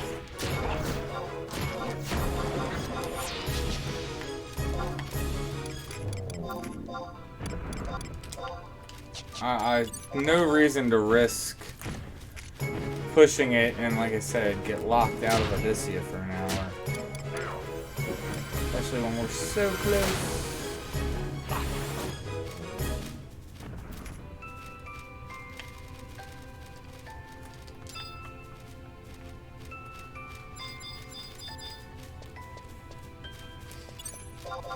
Trust me, I've seen even like blues and ridiculous damage taken stuff end up, the mobs for whatever reason don't get CC'd. Especially at nighttime when you have so many mobs. And some of them start casting, a sleep goes off, and then your healers sleep, and then you're... There is a lot of potential just for things to go wrong in AoE parties, even with a top-end group. I've seen it happen. Like, typically, if someone is going to go down, it's going to be the blue mage. Because, like I said, if you got pet jobs, the pet going down isn't anywhere near as severe as, you know, you, obviously, because you can always resummon it. But, typically, the first one to go down in those parties is a blue. Ew.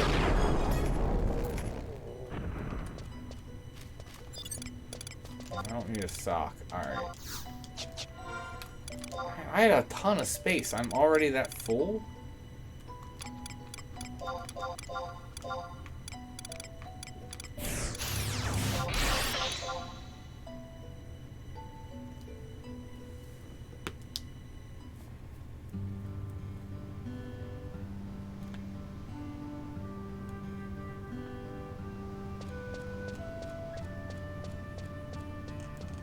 Well, they not just petrify. They have petrify. They have terror. Like all those AOE damage moves are. Let's just sell these. I don't care. Oh yeah, all those AOE moves do some type of status effect. Not necessarily crowd control, but. So like one silences. Where did all my actually,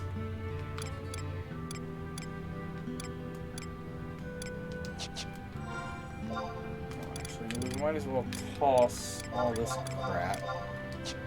And then toss those rings. I can't wait till I finally get around to clearing out my space and get all my gear stored.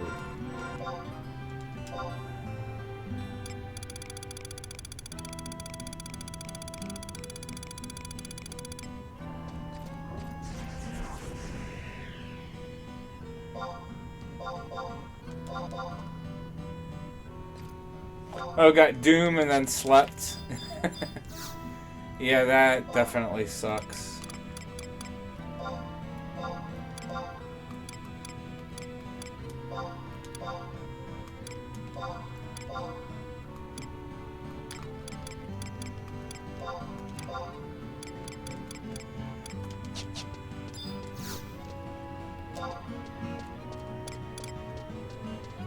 That should be enough.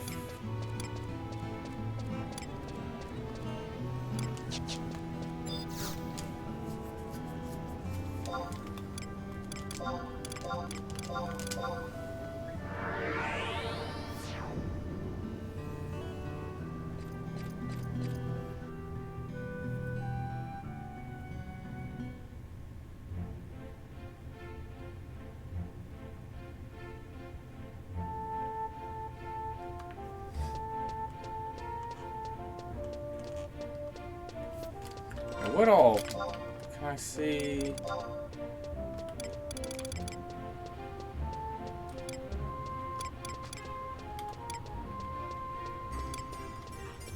Like this terrorizes, yeah. What's this one? Burn, which who cares? I think this is, yeah, silence. Which is like, here's the petrify. Is this stun? Yeah, so right there, stun, terror, and Petrify. One move, even though it's not one of these.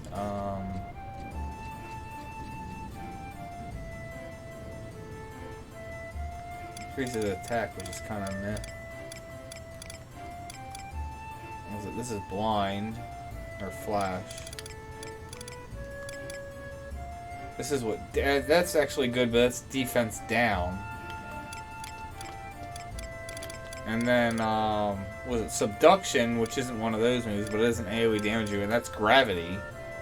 Yeah.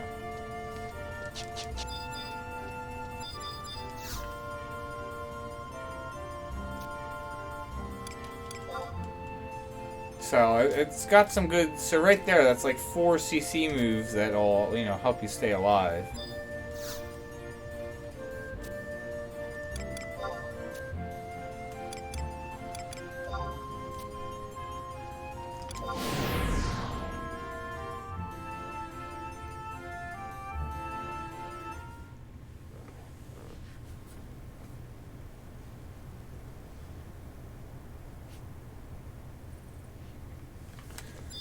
You can also, the key item for that does drop from chests. So, while it's down, if you don't really have anything else going on, farming up Amber Light and then just AoE farming until it pops, so you can potentially get additional key items is worth doing.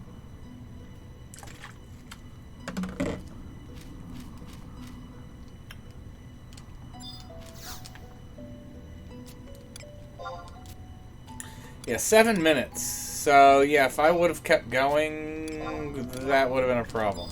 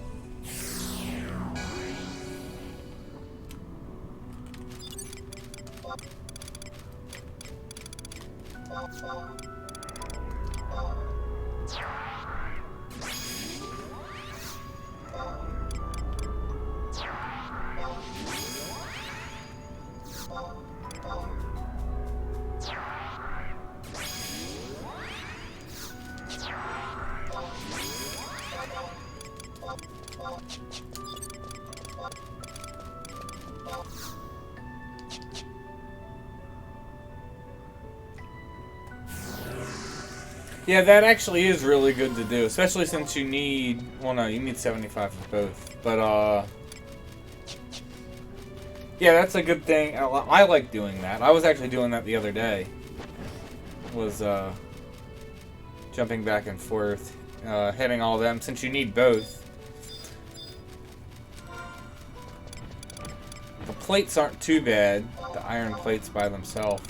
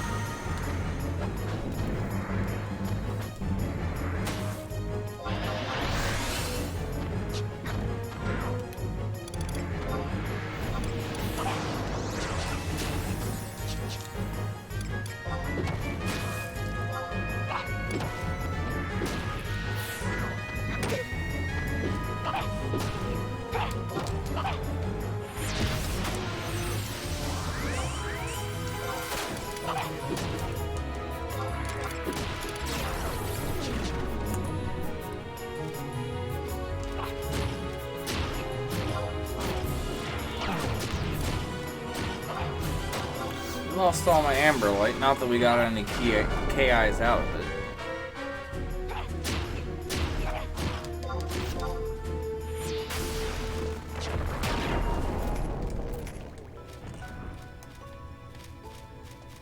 Really? MFers depopped?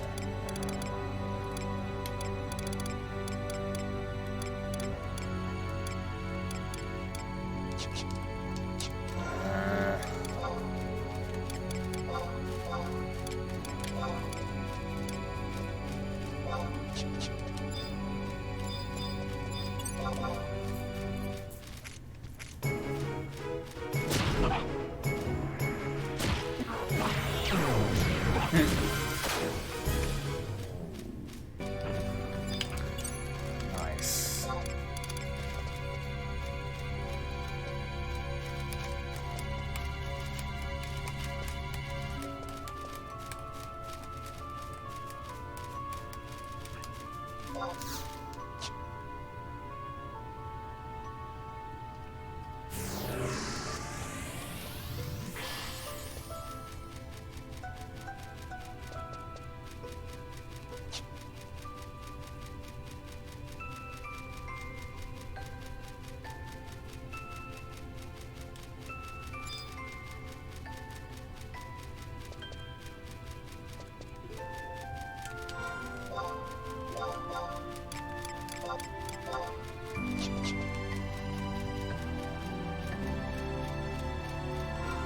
Courtesy of Dynamis X for all these powder boots.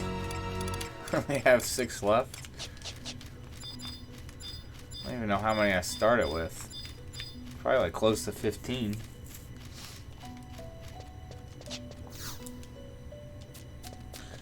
Those boots came from back in 75 days.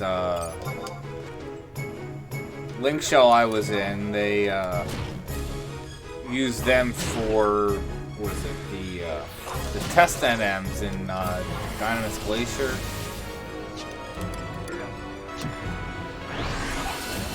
What we'd do is we'd have a party, they'd have multiple of those boots, so we could get up to the eye that pops the test NMs. And we would have a sack party who would go up.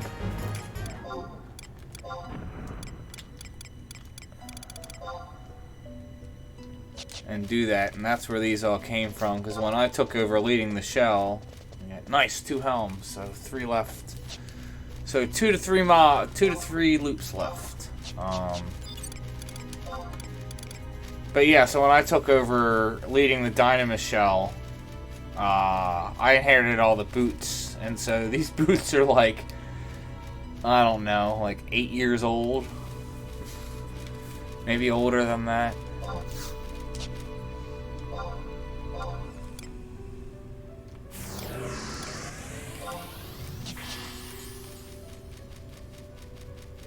Like, I had them on a mule, ended up digging them up for this because I was like, it seems the best way to use them. They're just going to be sitting on my mule taking up space otherwise.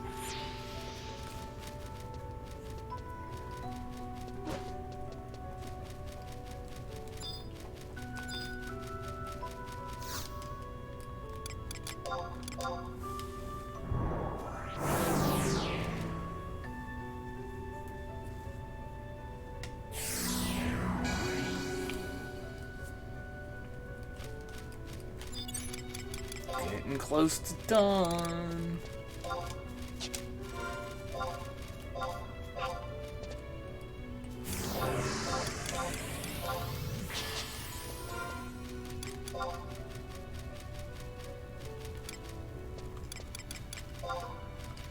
Just hold on to that. I'm just gonna get a note. I believe that's 100% drop. Yep, have them all. 3 helms to go.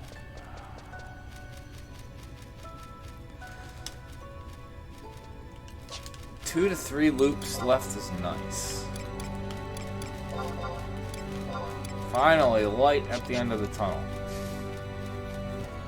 Actually, there's been light for a while, but it's like right there. Home stretch.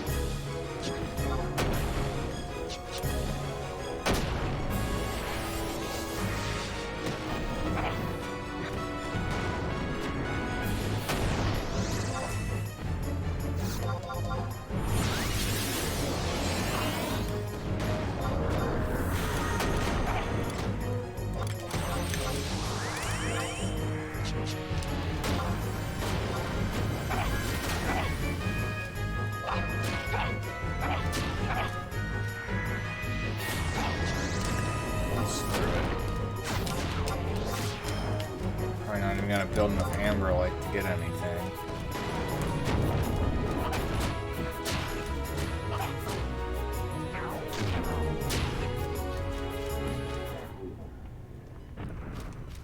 So guys, what do you think the odds are I'm gonna end up with 51 helms? I actually proposed that question to my roommate earlier, because it's like, almost invariably you end up with like one extra that you don't need. Although, that's not necessarily a bad thing, considering I'm gonna need to go through and start getting empyrean armor. I know you need, like, some of those things to, and I believe briareus helm is, I don't remember for what jobs, but you do need them to, upgrade empyrean armor to 119. It's only like one per piece though, so.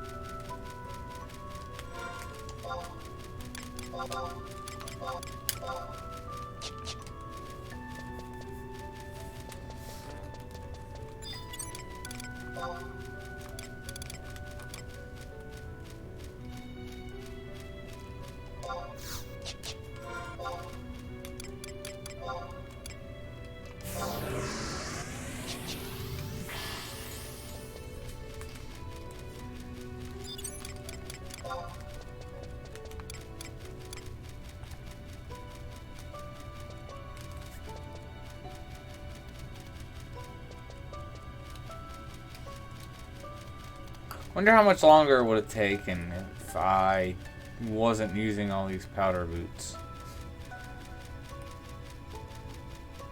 Just in total, including all the weeks.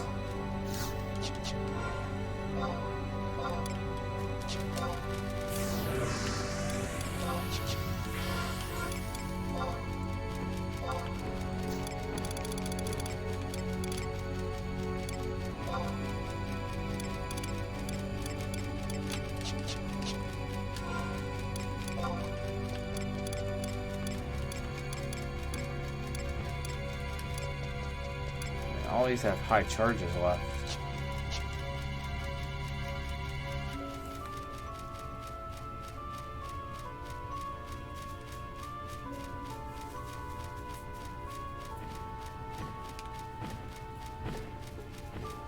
No, I did not. I've not made one. I've wanted to. However, I believe that's basically the same path for Yukon. And I have made one of those. I believe it's Glavoid. It's either Glavoid or Chloris. Either way, I've done both of those. And, Tarongi's a pain in the ass. There's just so many NMs you gotta go through for just one pop. Like, what you're typically best off doing is actually box farming for that. Like, you'd want to go in with a job that has a decent amount of procs, because basically what you want to do is you want to go in and box farm. Ideally, if you can go in with a buddy, is the best way to do it, is go in with a friend. The friend you ideally would want something from Chloris, and where you would want Glavoid or vice versa. Essentially, you would want it so you're both, you know, want drops from one of the NMs, so you have both bases covered. You go in and you AoE farm, you have Amberlight, and you box farm. Once you have, you know, I'd say at least 2 or 3 of the, so if you're going for both NMs, it's a total of 8 key items. 4 for each NM. Once you both have like a set of 3, you basically want to stop box farming and then go focused on getting whatever key items you don't. Because ideally you should both have then say a set for 3 and then still have some of the other ones broken up. I'll go again just to see if we get the message. Oh, awesome darkness.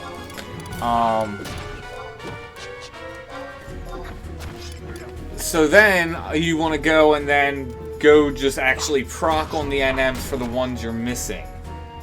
Just to clean up. And then you can go and then pop each NM twice. And then you can start AoE farming again.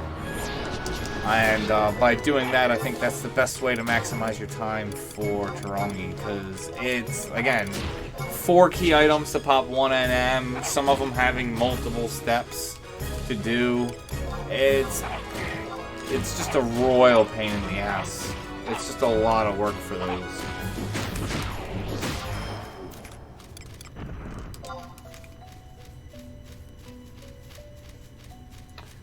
Yeah, if I use Bard for Mazurka though, you're only getting Raptor, you're not getting Chocobo, and then I'm losing some of the procs. So that's the problem with going that route.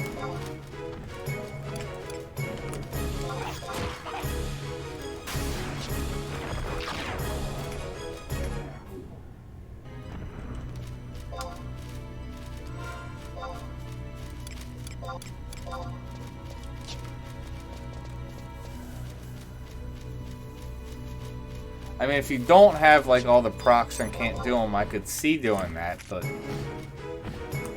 you really should try and get whatever you can for procs. I mean, I don't know if you have War or Ninja level. War is much easier though. Considering War can use all the weapons, the only real 2 weapons that are kind of like that you have to get are going to be Katana and Great Katana. And there's a quest which isn't too bad either. I think I actually made a video on it. I believe I made a video for it to get this, considering it's all jobs and it's Katana. So then if you have War level, the only thing you're going to be really missing is a Great Katana, because you could just go to the Sparks NPC and pick up low-level items for all the rest, and War can use them, and then it's just a matter of having skill.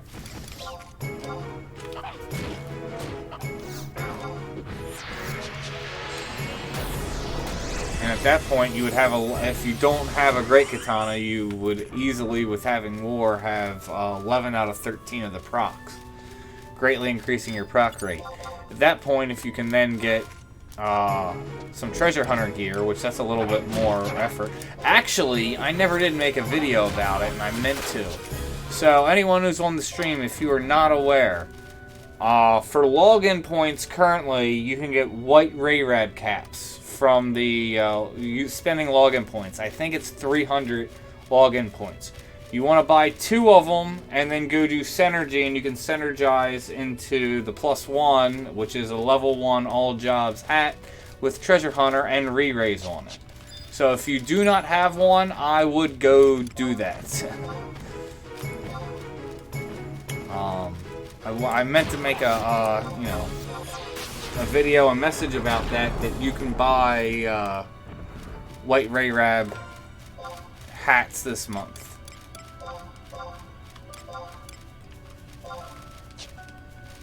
So if you don't have it and you log in, go get that, because, like I said, all jobs TH for a headpiece plus re-raise once a day.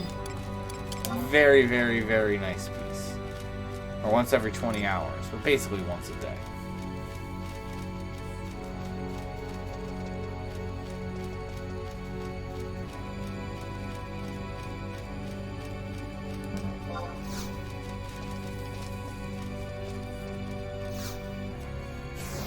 If you have War, if you are to get skill, just get the weapons, as I was saying, and go into Abyssea. Was it Abyssea Altep? I think it's Conflux 6, with all the what's it called? With all the mandragoras. I have, I believe, a video on that. Literally just pull all the mandragoras and then with war pop retaliate. And just literally have a level 1 weapon. And don't be item level. But also have as much defense gear, equip any defense and regen atmos that you can. And just literally sit there and retaliate. Like I said, don't be in item level gear, ideally. Unless you're in any item level gear that's like the plus skill up gear. And you'll get the skill that you need for doing all the weapon skills in like less than 5 minutes per weapon. Because you're just going to retaliate so fast, your skills are just going to be like come flying up. It's absurd. It's the absolute best way to skill up. Considering you only need like 70 skill in each weapon to do the weapon skills for red procs. I mean, maybe the highest is like 100 and something, but they're all low level weapon skills. You don't even need to like cap your skill. You can honestly, like I said, do it really, really quick.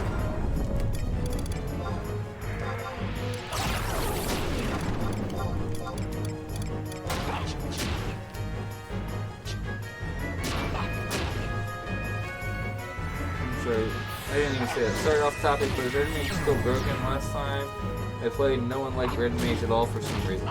No, Red Mage is a very, very strong job. It's not considered as strong as it used to be back in 75 days, but Red Mage very much is a very strong job still. It is also very sought after for certain niche fights.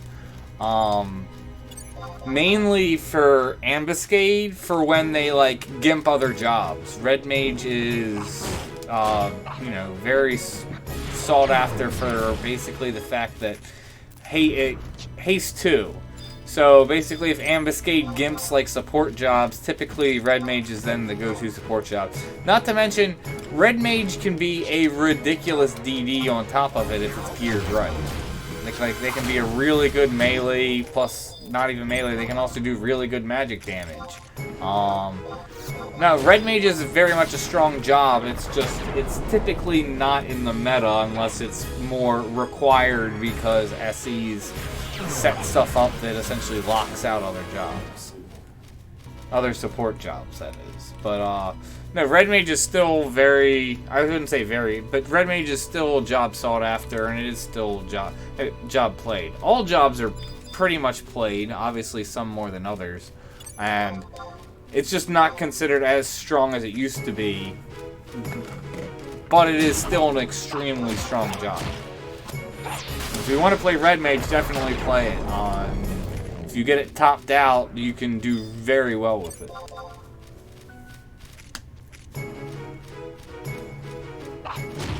I don't have to, because I have TH4. So, I have TH1, TH2, and then TH2 on my Valor Smell. So I have TH4, so no need for a trust, you know, giving me Treasure Hunter. Because they only give TH1.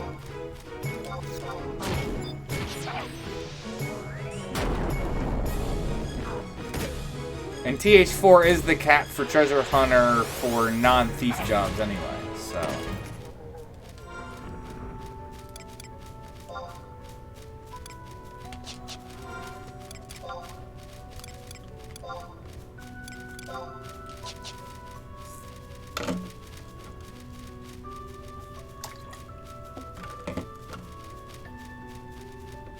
Yeah, that goes back. I'm not sure if you were in the stream when I just said it a few minutes ago, but if you don't have it, go get this. You can get white briarab caps for, I think it's 300. I don't know, but you can get it for login points. You get 2 of them, and then you synergize them together. It's a very easy,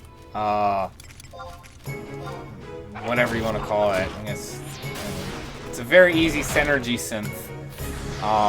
Like you can definitely do it at level 1, and there it is. And yeah, level 1 treasure hunter, all jobs headpiece with re-raise once a day, once every 20 hours. It's something everyone should have. So if you actually have an account and log in and you don't have one of those, go get it. Because actually login points are going to be ending soon. I don't know when, but they're going to be ending soonish. So you're no longer accumulating login points, so you only have a few more days to turn them in. I did mean to make a video announcing that you could get that was available, and I just got sidetracked and busy and never actually made it.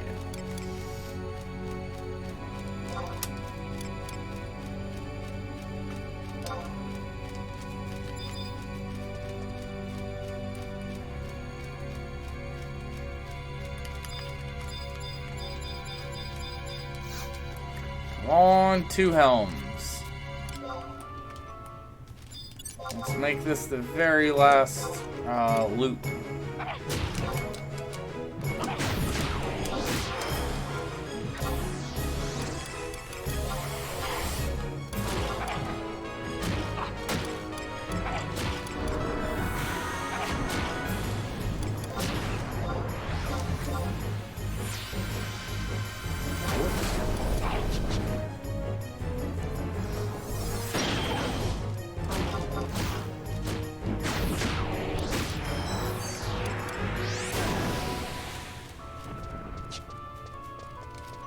Yay! So, I believe... Wait. Do I have a sprinter's drink? Huh. Last time I got one of those.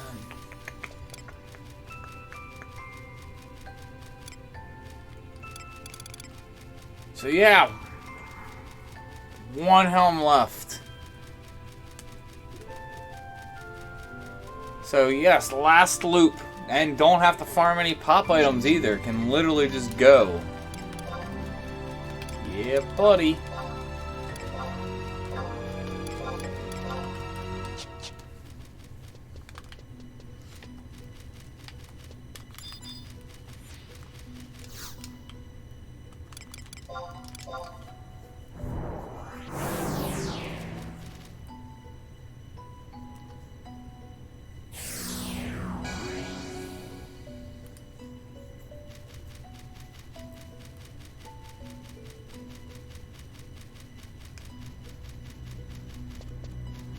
Yeah, that's where you should be putting your points for, you know, trying to get a D ring. Can totally understand that.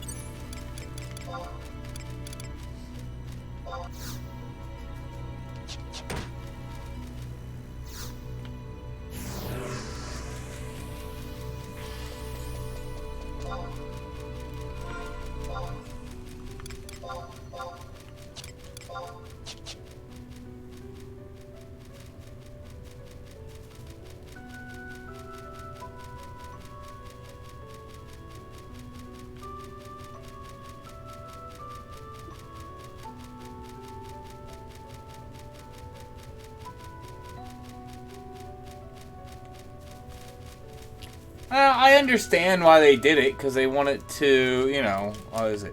It's much easier, you know, with the limitations for a PC.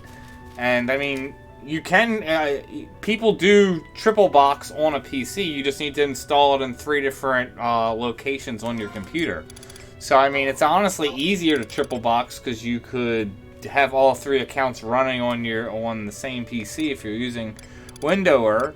I typically don't advocate for Windower, but if you're not really using many add-ons, I could see advocating for multi-boxing that way, where you're then just tabbing between characters. Because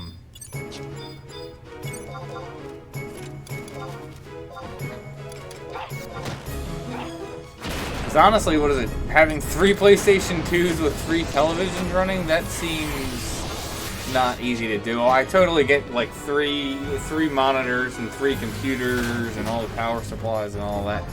Yeah, that would get a bit messy. But I mean, with the way computers are, you can totally have 3 sessions running on 1 computer. I know people do that.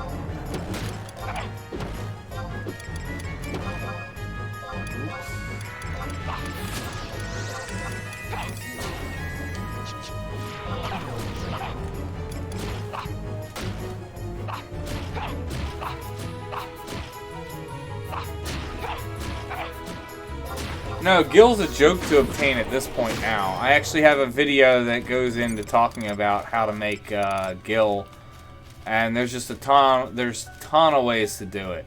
My two ways are mostly, or my two big, I mean I have more than two ways, but my two main ways if I'm trying to really farm Gil are just doing ambuscade and just selling like ultimate weapon upgrade items.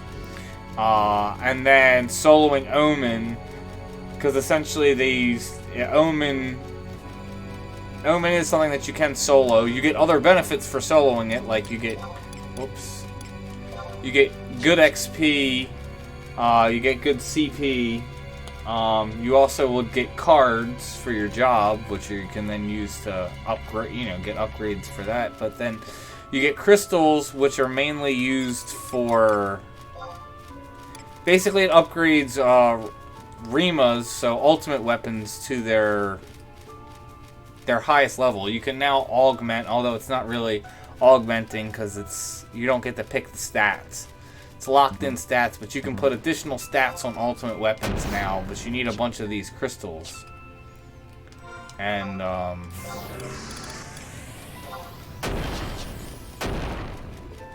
yeah, so they sell for decent Gil.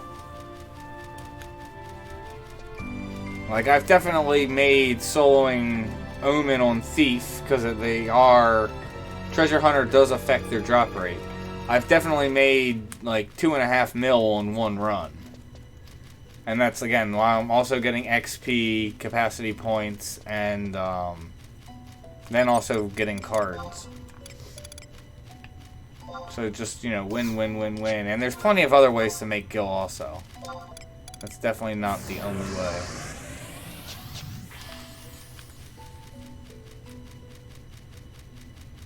Yeah, I have seen that. And like I said, I've commented about that. While that is impressive on the one hand, it's also not as impressive as you can think. I mean, yes, it is, he's single-handedly 6-boxing, but really what he's doing is, or most of the time, he's honestly 5-boxing. I know he's 6 boxes, but he mostly, if you actually really pay attention, really does 5. Basically, he'll either for the 6 have a real life person tanking, or then he'll have someone else tank, and then he has obviously a healer, then only one job, which is typically the job that he plays as the damage dealer, and then everyone else is just basically a support buff job. So he basically super buffs himself. And when I'm not saying that some of the stuff that he doesn't do isn't impressive, but I don't think it's anywhere near as impressive as people think it is. Because because all the jobs that he has doing it, they're all topped out. They're all, Honor March, Forsong, Galahorn, Bard, Idris Geo, probably like Regal Core, if not, whatever the new daggers are, which I think are even better than Regal Necklace now. So, I mean, when he's all fully topped out, it's like if you got, had a Linkshell and all had real people doing the same thing, and you were, say, making a video of that, again, it's not as impressive. And especially since he's botting, or, it is essentially botting. He has, the support jobs and stuff, and his, healing is all automated. So again, yes, doing it all yourself, and some of the fights that he does do, I know a lot, on Asura, a lot of, the tier 4 fights, people typically just like to summon burn it, and he'll, go in there and actually beat it on a samurai. Yes, that's impressive, but again, I don't think it's as impressive as everyone thinks it is. I'm not trying to put the guy down, just being, completely honest on subject matter. Because like I said, if you had a Linkshell of 6 people doing it and then was making videos being like, oh, here's what, my Linkshell party did it, I don't think people would be as impressed as they are with him, and it's essentially the same thing.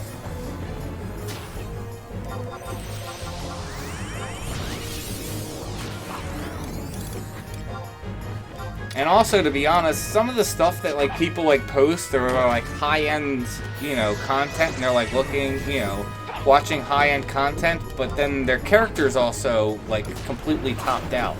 that isn't as impressive, or I shouldn't say not impressive. That's the wrong word. It honestly can be much more difficult to actually do a lower tier NM that they would just go in and smash and wouldn't even be a difficulty. Basically be like, eh. For like a newer player. Like a newer player that's not well geared, doesn't have job points, isn't, you know, all topped out. They can actually have much more of a challenge trying to complete that than some of these more high-end fights when your characters are topped out. That can actually be easier. It is just, yeah, it's interesting just how this game scales.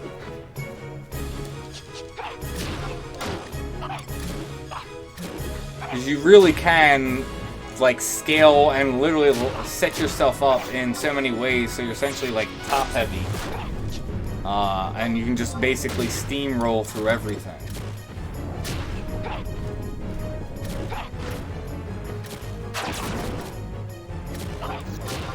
Well, Kraken Clubs, it's basically a toy at this point. It's not really useful just because it's non-item level.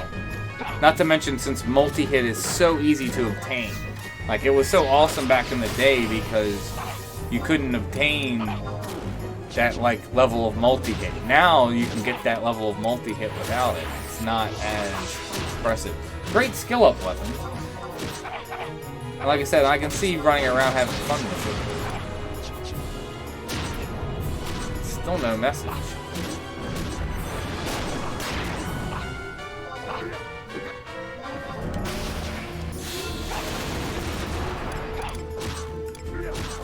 What have we not done?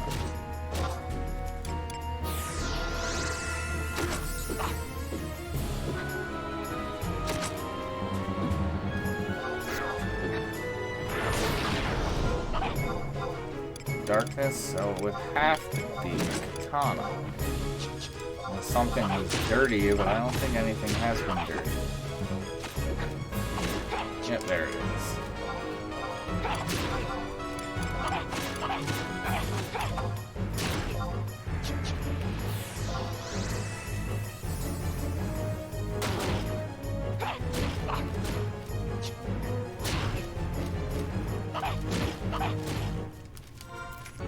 Oh.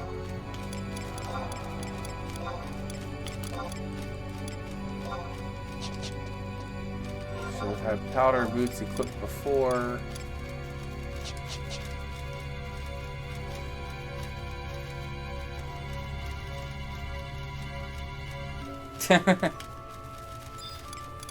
$104 mil, while that is a ton of gil, that can also go really quick.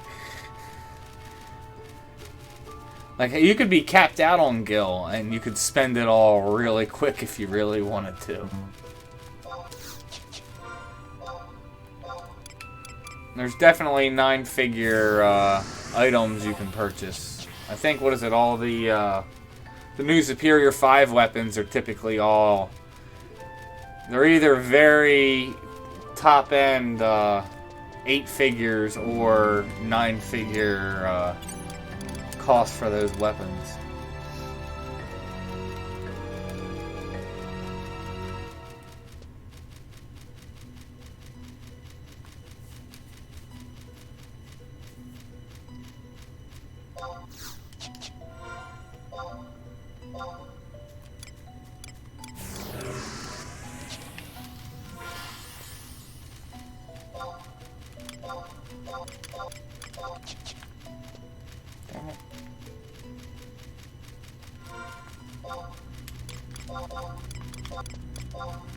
Alright, 2 more NMs and Almace.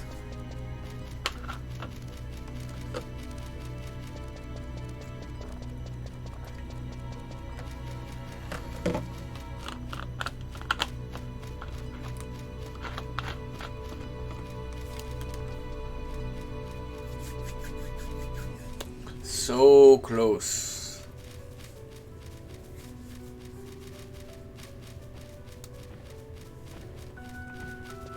So what was... Yeah, I remember when Dark Knight was burning, yeah, AV with Kraken Clubs.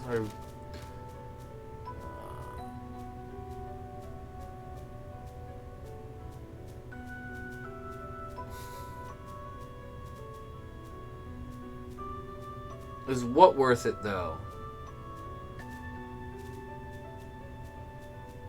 I'm not sure what you're asking, Jeremy.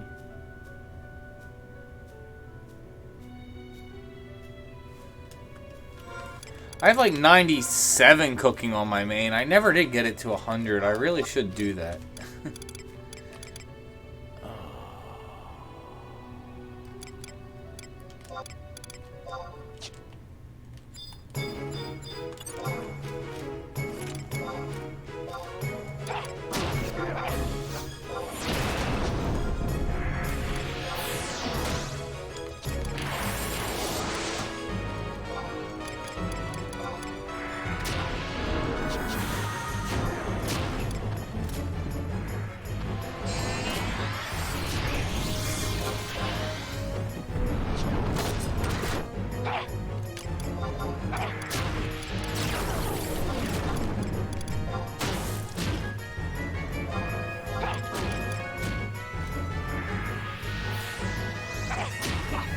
Oh, the superior 5 weapons. I mean, they are on par, if not, in some cases you could arguably say they're better than, like, ultimate weapons. They kind of are an ultimate weapon, so are they worth that price? I think in some cases, yeah. I know they cost a lot to craft, like, the reason they cost so much is because of the crafting cost it takes to make them. And some of them are ridiculous. I know, like, the ones for Corsair are absurd, but that's for multiple reasons. One, like I said, it's better, it's stronger than, Regal Necklace for your rolls, so it makes your rolls the strongest. And then on top of it, for every roll you have up, I think you get, like, 6% negative damage taken. Which, so it's like if you have 2 rolls up, which you typically are, that's like 12% right there. So, I know, and then they even said you can be dual wielding them. So if you're dual wielding them, if you happen to have that kind of money, then having 2 rolls up, that would be 24% negative damage taken without you having any other gear. That would mean you would only need 26% to be at damage taken cap, which is very absurd. So, I mean, I know the Corsair one's probably considered the strongest.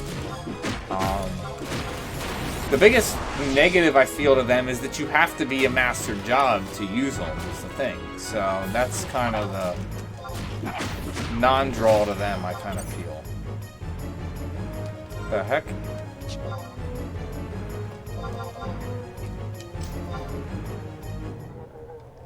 And what do we say? Got an extra helm, not surprised. Alright guys, let's go make an Almace.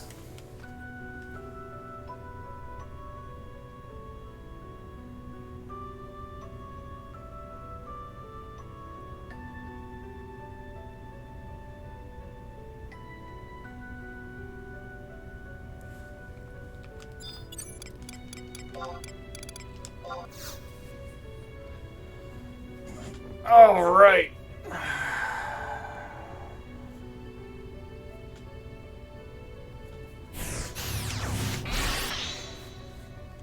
Freaking finally.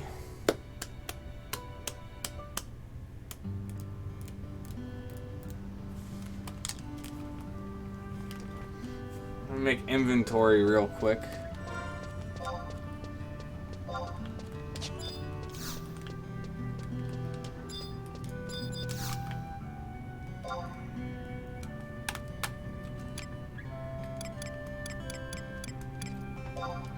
Make inventory. Clean up my inventory.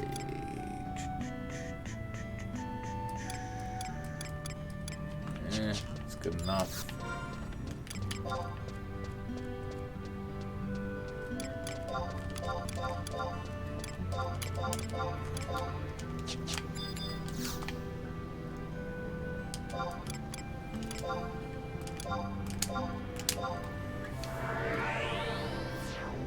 Why, thank you. It's nice to finally be done. If I hurry up, could possibly have like 119 Almace like right now. 3 in-game hours to do it. That I might not be able to do all that. Let's see though.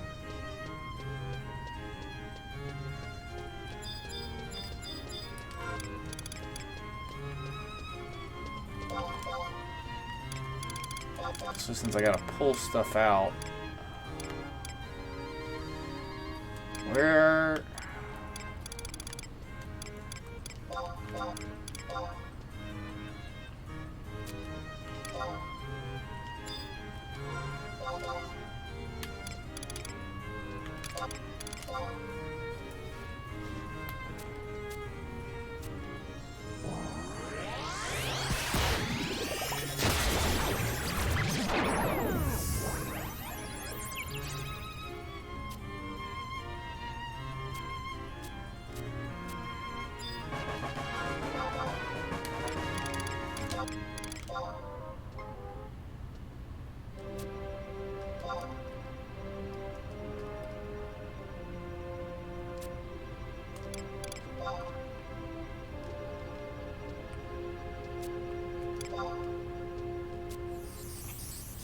Trying to do this quick.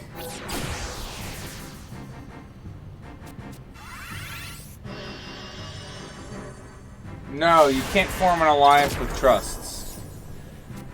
Trust can only form up to a party of 6.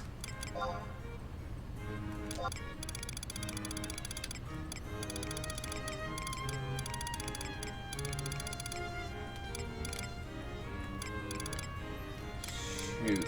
Where is... Okay, there's that. Might have already had that pulled out. Where's my Sobek skin? There it is. I don't think I'm gonna make it. Which is really gonna suck, because that means it's gonna be an hour.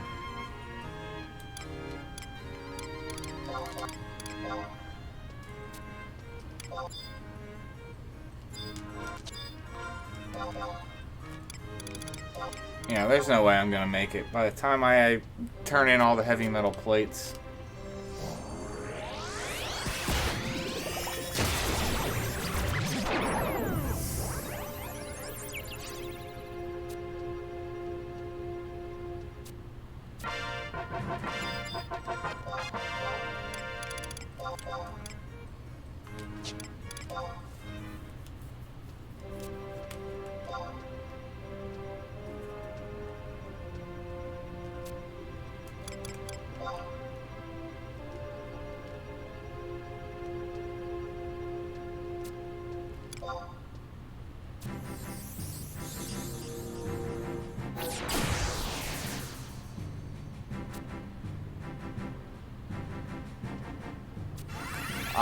I'm trying to get this done as fast as possible. I'll look at chat once I'm done. But no, like I said, the most you can have is to form up a party with trusts. You can't have more than a full party.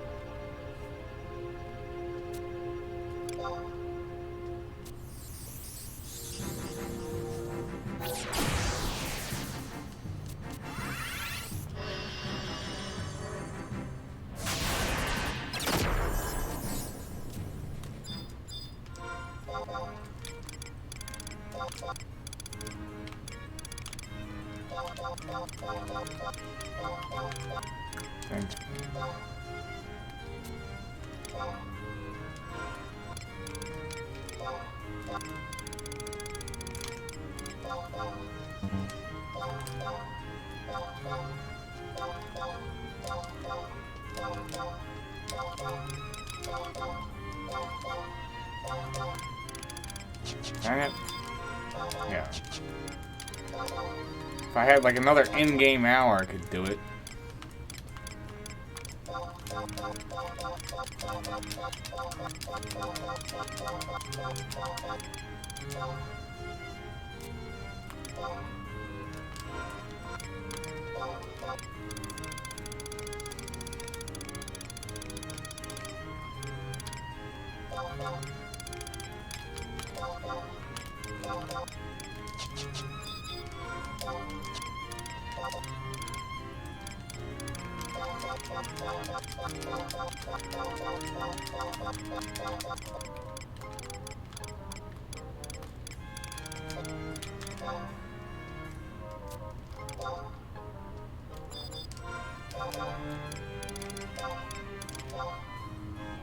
Yeah, half an hour left, and I still have the Cinder to do, and then would have to make it down to Port Juno. Yeah.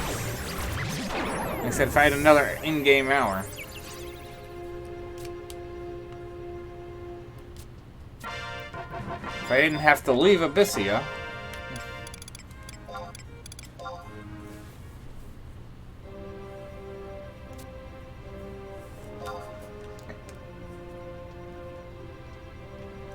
Yeah, but you all have to start somewhere.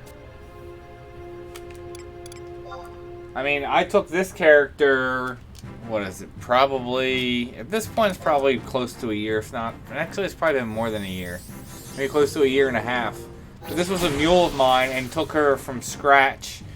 As the entire time I've kept her essentially separate, although she did, not that you need it.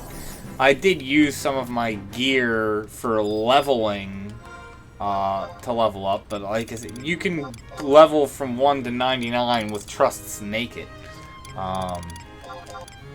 You don't actually need, you know, gear. It's only just gonna help go a little bit faster. But and it's all been cataloged in either live streams and stuff. You can go through my channel if you want. And I've taken her up. Like I said, haven't had any outside help besides forming parties and stuff with other people, but haven't, like, you know, PL'd, haven't, you know, like, sent any gear from my main or anything like that over to her that's actually been item level. And she's, obviously, as you've seen, she's progressed pretty far. I mean, she's pretty close to a top-end war at this point. Like, this thing's freaking ridiculous. This is arguably one of War's best weapons at this point. And just like I said, just really good gear. I mean, there's definitely improvements that I could still make with her, but you can pretty much, for the most part, almost always be making improvements. Yep, game day change. But yeah, 99 Almace. Let's go make it 119.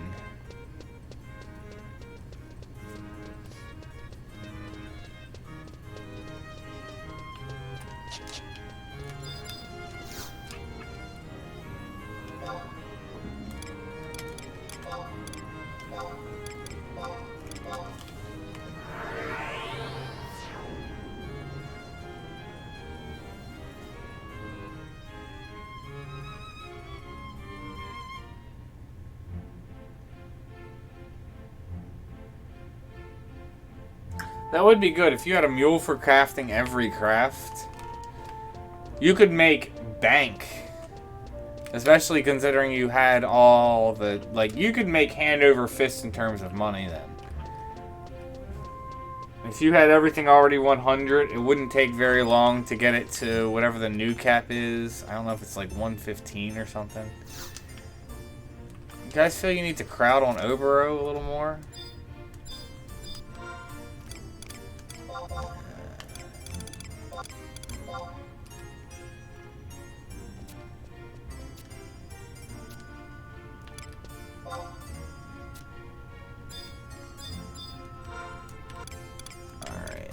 Dig out. I think it's in my satchel.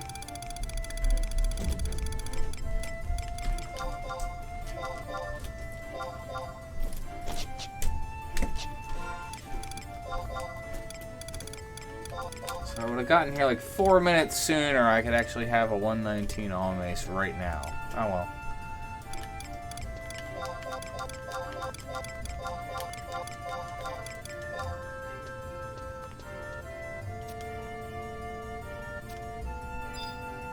What?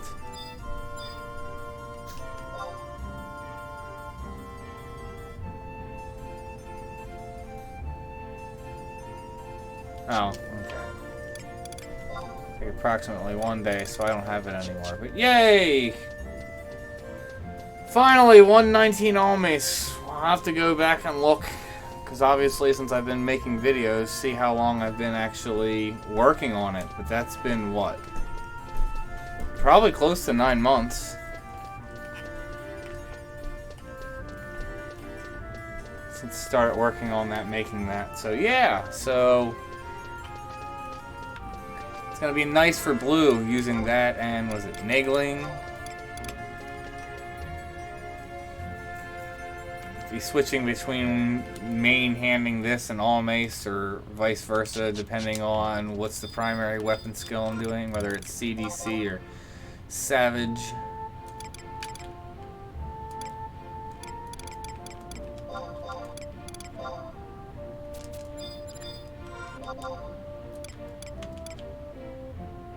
So yeah, I guess the next big thing to start grinding out is going to be, was it Arts Ergon missions? Start going through that so I can start working on a mythic. That's going to be the next big project. I'm not sure when I'm going to be jumping onto that, so let's see. What gear do I use to unlock Blade E? I use... well, first off, so I have... make sure you have merit, so you need to get... Ninja to 75 at least, because it's sub, and then put, was it merit points into Katana skill. Obviously it would have to be capped to the point for level 50, but if you're leveling to 75, I hope it's past 50. At that point, it is just then Combatant's Torque, which is 15 skill. You don't necessarily need that. You could just get the drop from Warder of Hope, and that would be all you would need. So if you wanted it just for that, so you could be, so it would be Warder of Hope and then Warder of Justice, because then also for Great Katana. For Great Katana, though, you need a little more, and that'll be the same thing. You would need skill in Great Katana. But you could get that on Ninja. You wouldn't even technically need to level Sam. But to do Koki, you need this. And then you also need this. And I don't remember where... I mean, this is an Abyssea drop, so it's pretty easy to get, but I don't remember... Let's look it up real quick.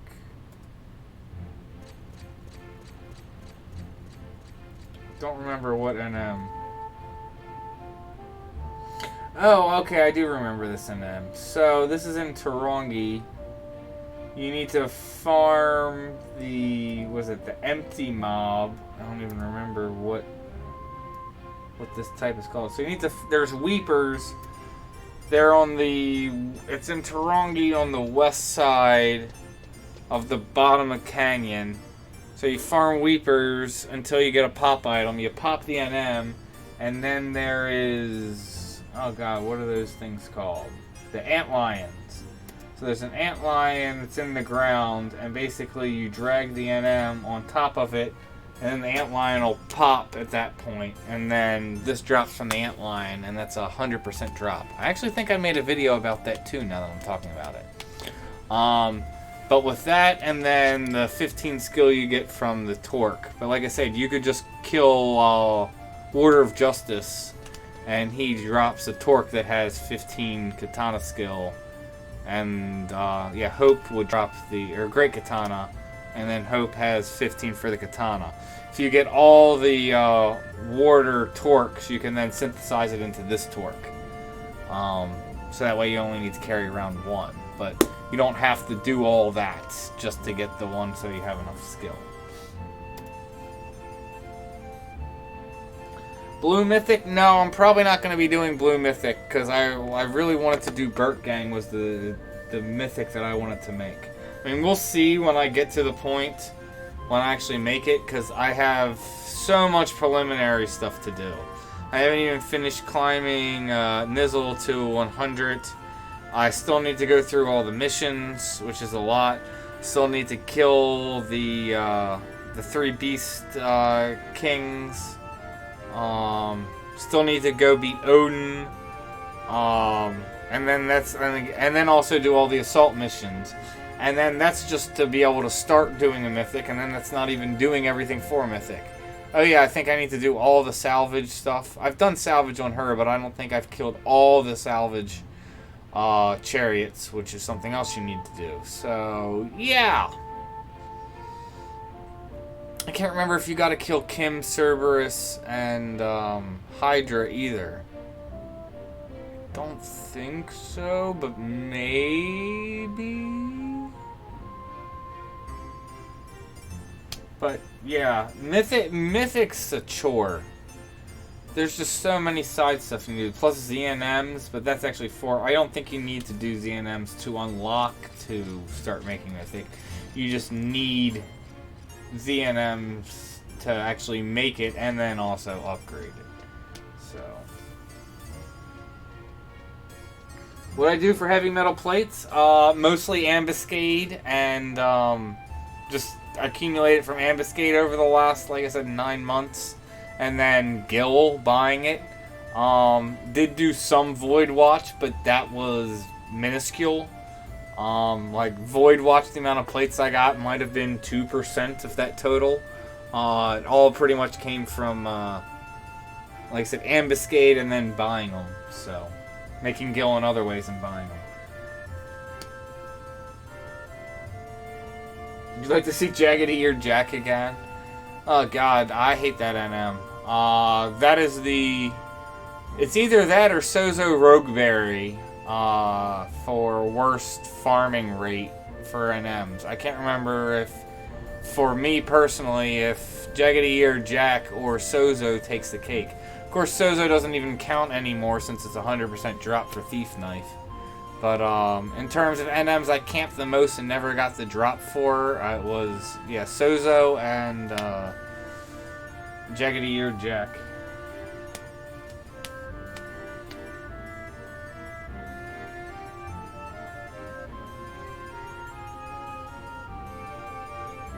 Oh, you do need to kill Kim, Hydra, and Cerberus for titles. I didn't remember that if you did or not. Yeah, so that'll be not fun trying to get them. Now, I know they're not heavily camped, but still, considering they're, what, 72-hour pops. But yeah, so, alright guys. I'm gonna go ahead and wrap it up now, but yay, finally have Almace. Woo. So now I just have the chore of working on making it, you know, Afterglow. So now I just need the 10,000 Riftborn boulders. How much is that even gonna cost? Is that 50 mil?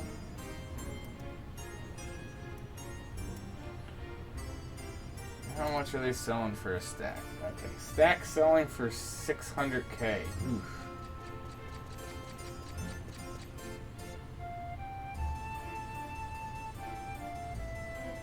So, if they're all selling for if I'm getting them for 600k, which that even seems expensive, but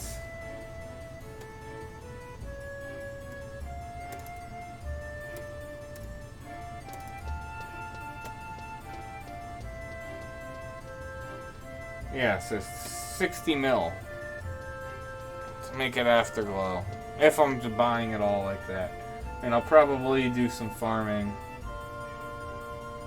Also, it honestly, if you just whittle it down, it's never been that bad after glowing as you think. Especially considering I'm looking right here on Auction House. See, a couple for 2K. There's about 100 for 4K, so I mean, can track these guys down and get it for cheaper. But yep.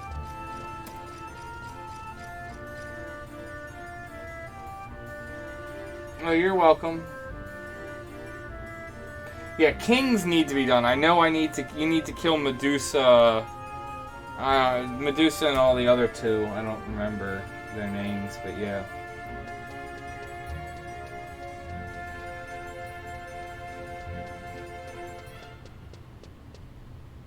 Yeah, Lizzie is a pain. I know she has been a pain. For my one friend, Lizzie probably takes the cake for worse than M for them. I'm currently on Asura. I was on Valifor, was the server I was on before. Those are the only two servers I've ever really been on. I don't really count the little bit I played on my friend's account when he was on Pandemonium, you know, when we first ever started playing. So, but like I said, I was on Valifor, but I'm currently on Asura. Oh yeah, Ambuscade saved and makes you gill, because basically selling Alexandrite is just, you know, make ridiculous money. It's over 10 mil just in selling Alexandrite from Ambuscade alone. Then yeah, picking up all the heavy metal plates and stuff. Like I said, Omen and Ambuscade are my money makers. I do make money or make gil in lots of other ways in addition to that. But yeah, if I had to say the three primary ways I make gil, I'd say number one's Ambuscade, number two is Omen, and then number three would probably be Sparks. But then again, there's also various other ways to make gil. It's very, very easy to make gil nowadays.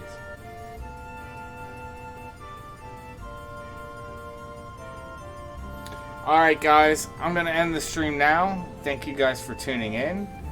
Finally got Almace, woohoo! So yeah. And as always, may you have success in all you do.